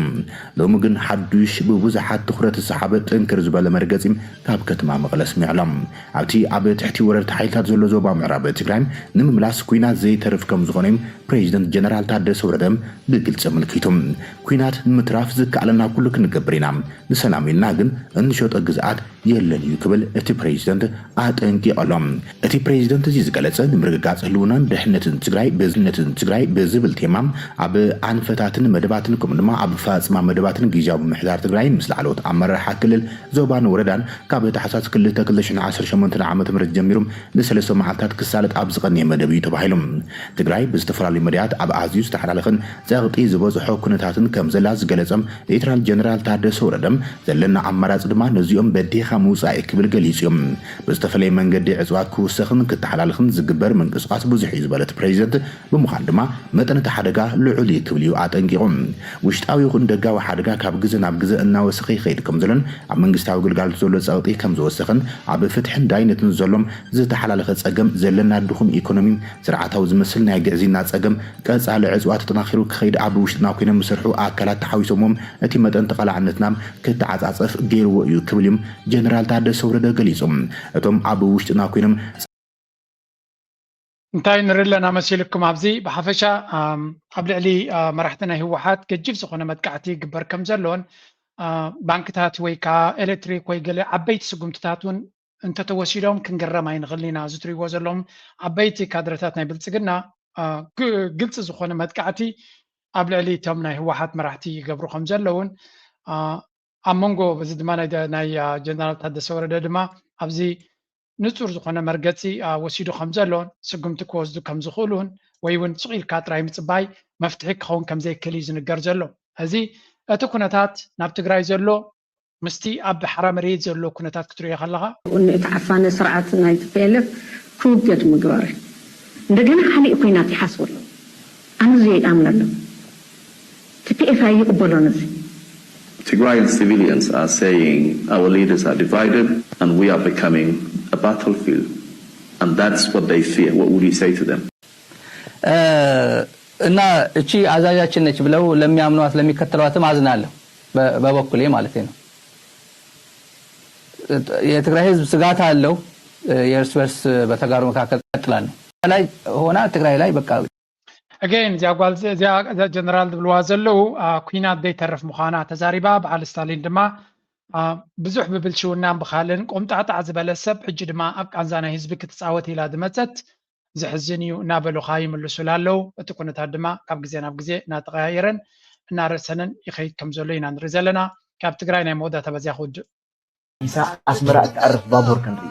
ኣብ ኩናት መንስኤ ዘይኮነስ ነቲ ዘመኑ ሙሉእ ክልተ ብዕራይ ፀሚዱ ብሓንቲ ማሕረሻ ዝሓርስ ሓረስታይ ተምሃሮ ዩኒቨርሲቲ መቐለ ምስ ተምሃሮ ዩኒቨርሲቲ ዓዲ ኳላ ተላፊኖም ዝሓሸ መንገዲ ዝፈጥሩሉ ዕድል ምፍጣር ኣብ ሽረ እንዳስላሴ ዘሎ ዶክተር ዝሓሸ ሕክምና ስለ ዘዳልወ ኣብ ኤርትራ ዘሎ ሕሙም ድሕሪ ሕጂ ናብ ቱርክን ጀርመንን ኮለል ዝብለሉ ምክንያት የብለይ እንዳበለ ኣብ ገዝኡ ኮይኑ ዝሕጎሰሉ እዋን ምርኣይ ኣብ ዛላምበሳ ዘለው መልእስያት ብዘይ ዝኾነ ይኹን ፍርሒ ብዘይ ዝኾነ ይኹን ስክፍታ መኪና ዝናዝወሩ ኣብ ዝመረፅዎ ከተማታት ኤርትራ ተዛዊሮም ተዘናጊዖም ዝምለስሉ ሰላም ምርኣይ ኣብ ዩኒቨርሲቲ ከረን ዝተማህዘን ህዞ ኣብ ቴሌቭዥናት ትግራይ መዋዓውዒ ክግበረሉ እንሪኤሉ ኩነታት ብምንታይ ይፍጠር ይኸውን ዝግብኦ ኣርእስትና ኣብዚ ናይ ቴክኖሎጂን ሓበሬታን እዋን ብሓፈሻ እቲ ፅምዶ ብብዙሓት መንገዲ ነዚያ ሼር ትገበርኩም ለይ ፅቡቅ ሓሳብ እዩ መንግስታት ናይ ክልቲኦም ንዑ ዝምጥን ሕግን ኣካይዳን ስርዓትን ተታታትዮም ሓድሽ ነገር ኣይኮነን ገለገለ ሰብ ናይ ዝወዲ ዘረባ ክዛረብ ከሎ ከመይ ገይሩ ይብል ኣሎ ካብ 91 ክሳብ 98 ንቡር ዝነበረ ነገራት ኢና ንዛረብ ዘለና very normal ዝነበረ ነገራት ብሰንኪቲ ዘጋጠመ ኩነታት ዝተኸስረ ዕድላት ኢና ንዛረብ ዘለና ብዝኾነ እዚ ሕጂ ተፈጢሩ ዘሎ ኩነታት ትክክለኛ ሕግን ስርዓትን ተተኸቲሉ መንግስታት ድማ ኢንቨስት ገይሮም ንሓዋሩ ክቕፅል ዝኽእል ስራሕ ተሰሪሖምሉ ብቐሊሉ ክብፅሕ ዝኽእል እዩ ምክንያቱ ንዘበናት ዝኸይድ ዝነበረ ኩነታት ስለ ዝኾነ ኤርትራን ላዕላውነትን ክከባበራ ሕብረት ኣውሮፓን ወሰንቲ ሃገራትን ፃውዒት ኣቕሪበንሎም ሕብረት ኣውሮፓን ጉጅለ መሻርክቲ ሃገራትን እቲ ኣብ መንጎ ክልቲአን ጎረባብቲ ሃገራት ኢትዮጵያን ኤርትራን ኣብ 1998 ክሳብ 2000 ቋፅር ኣውሮፓውያን ዝተኻየደ ኩናት ዶብ ብወግዒ ዘብቅዐ ስምምዕነት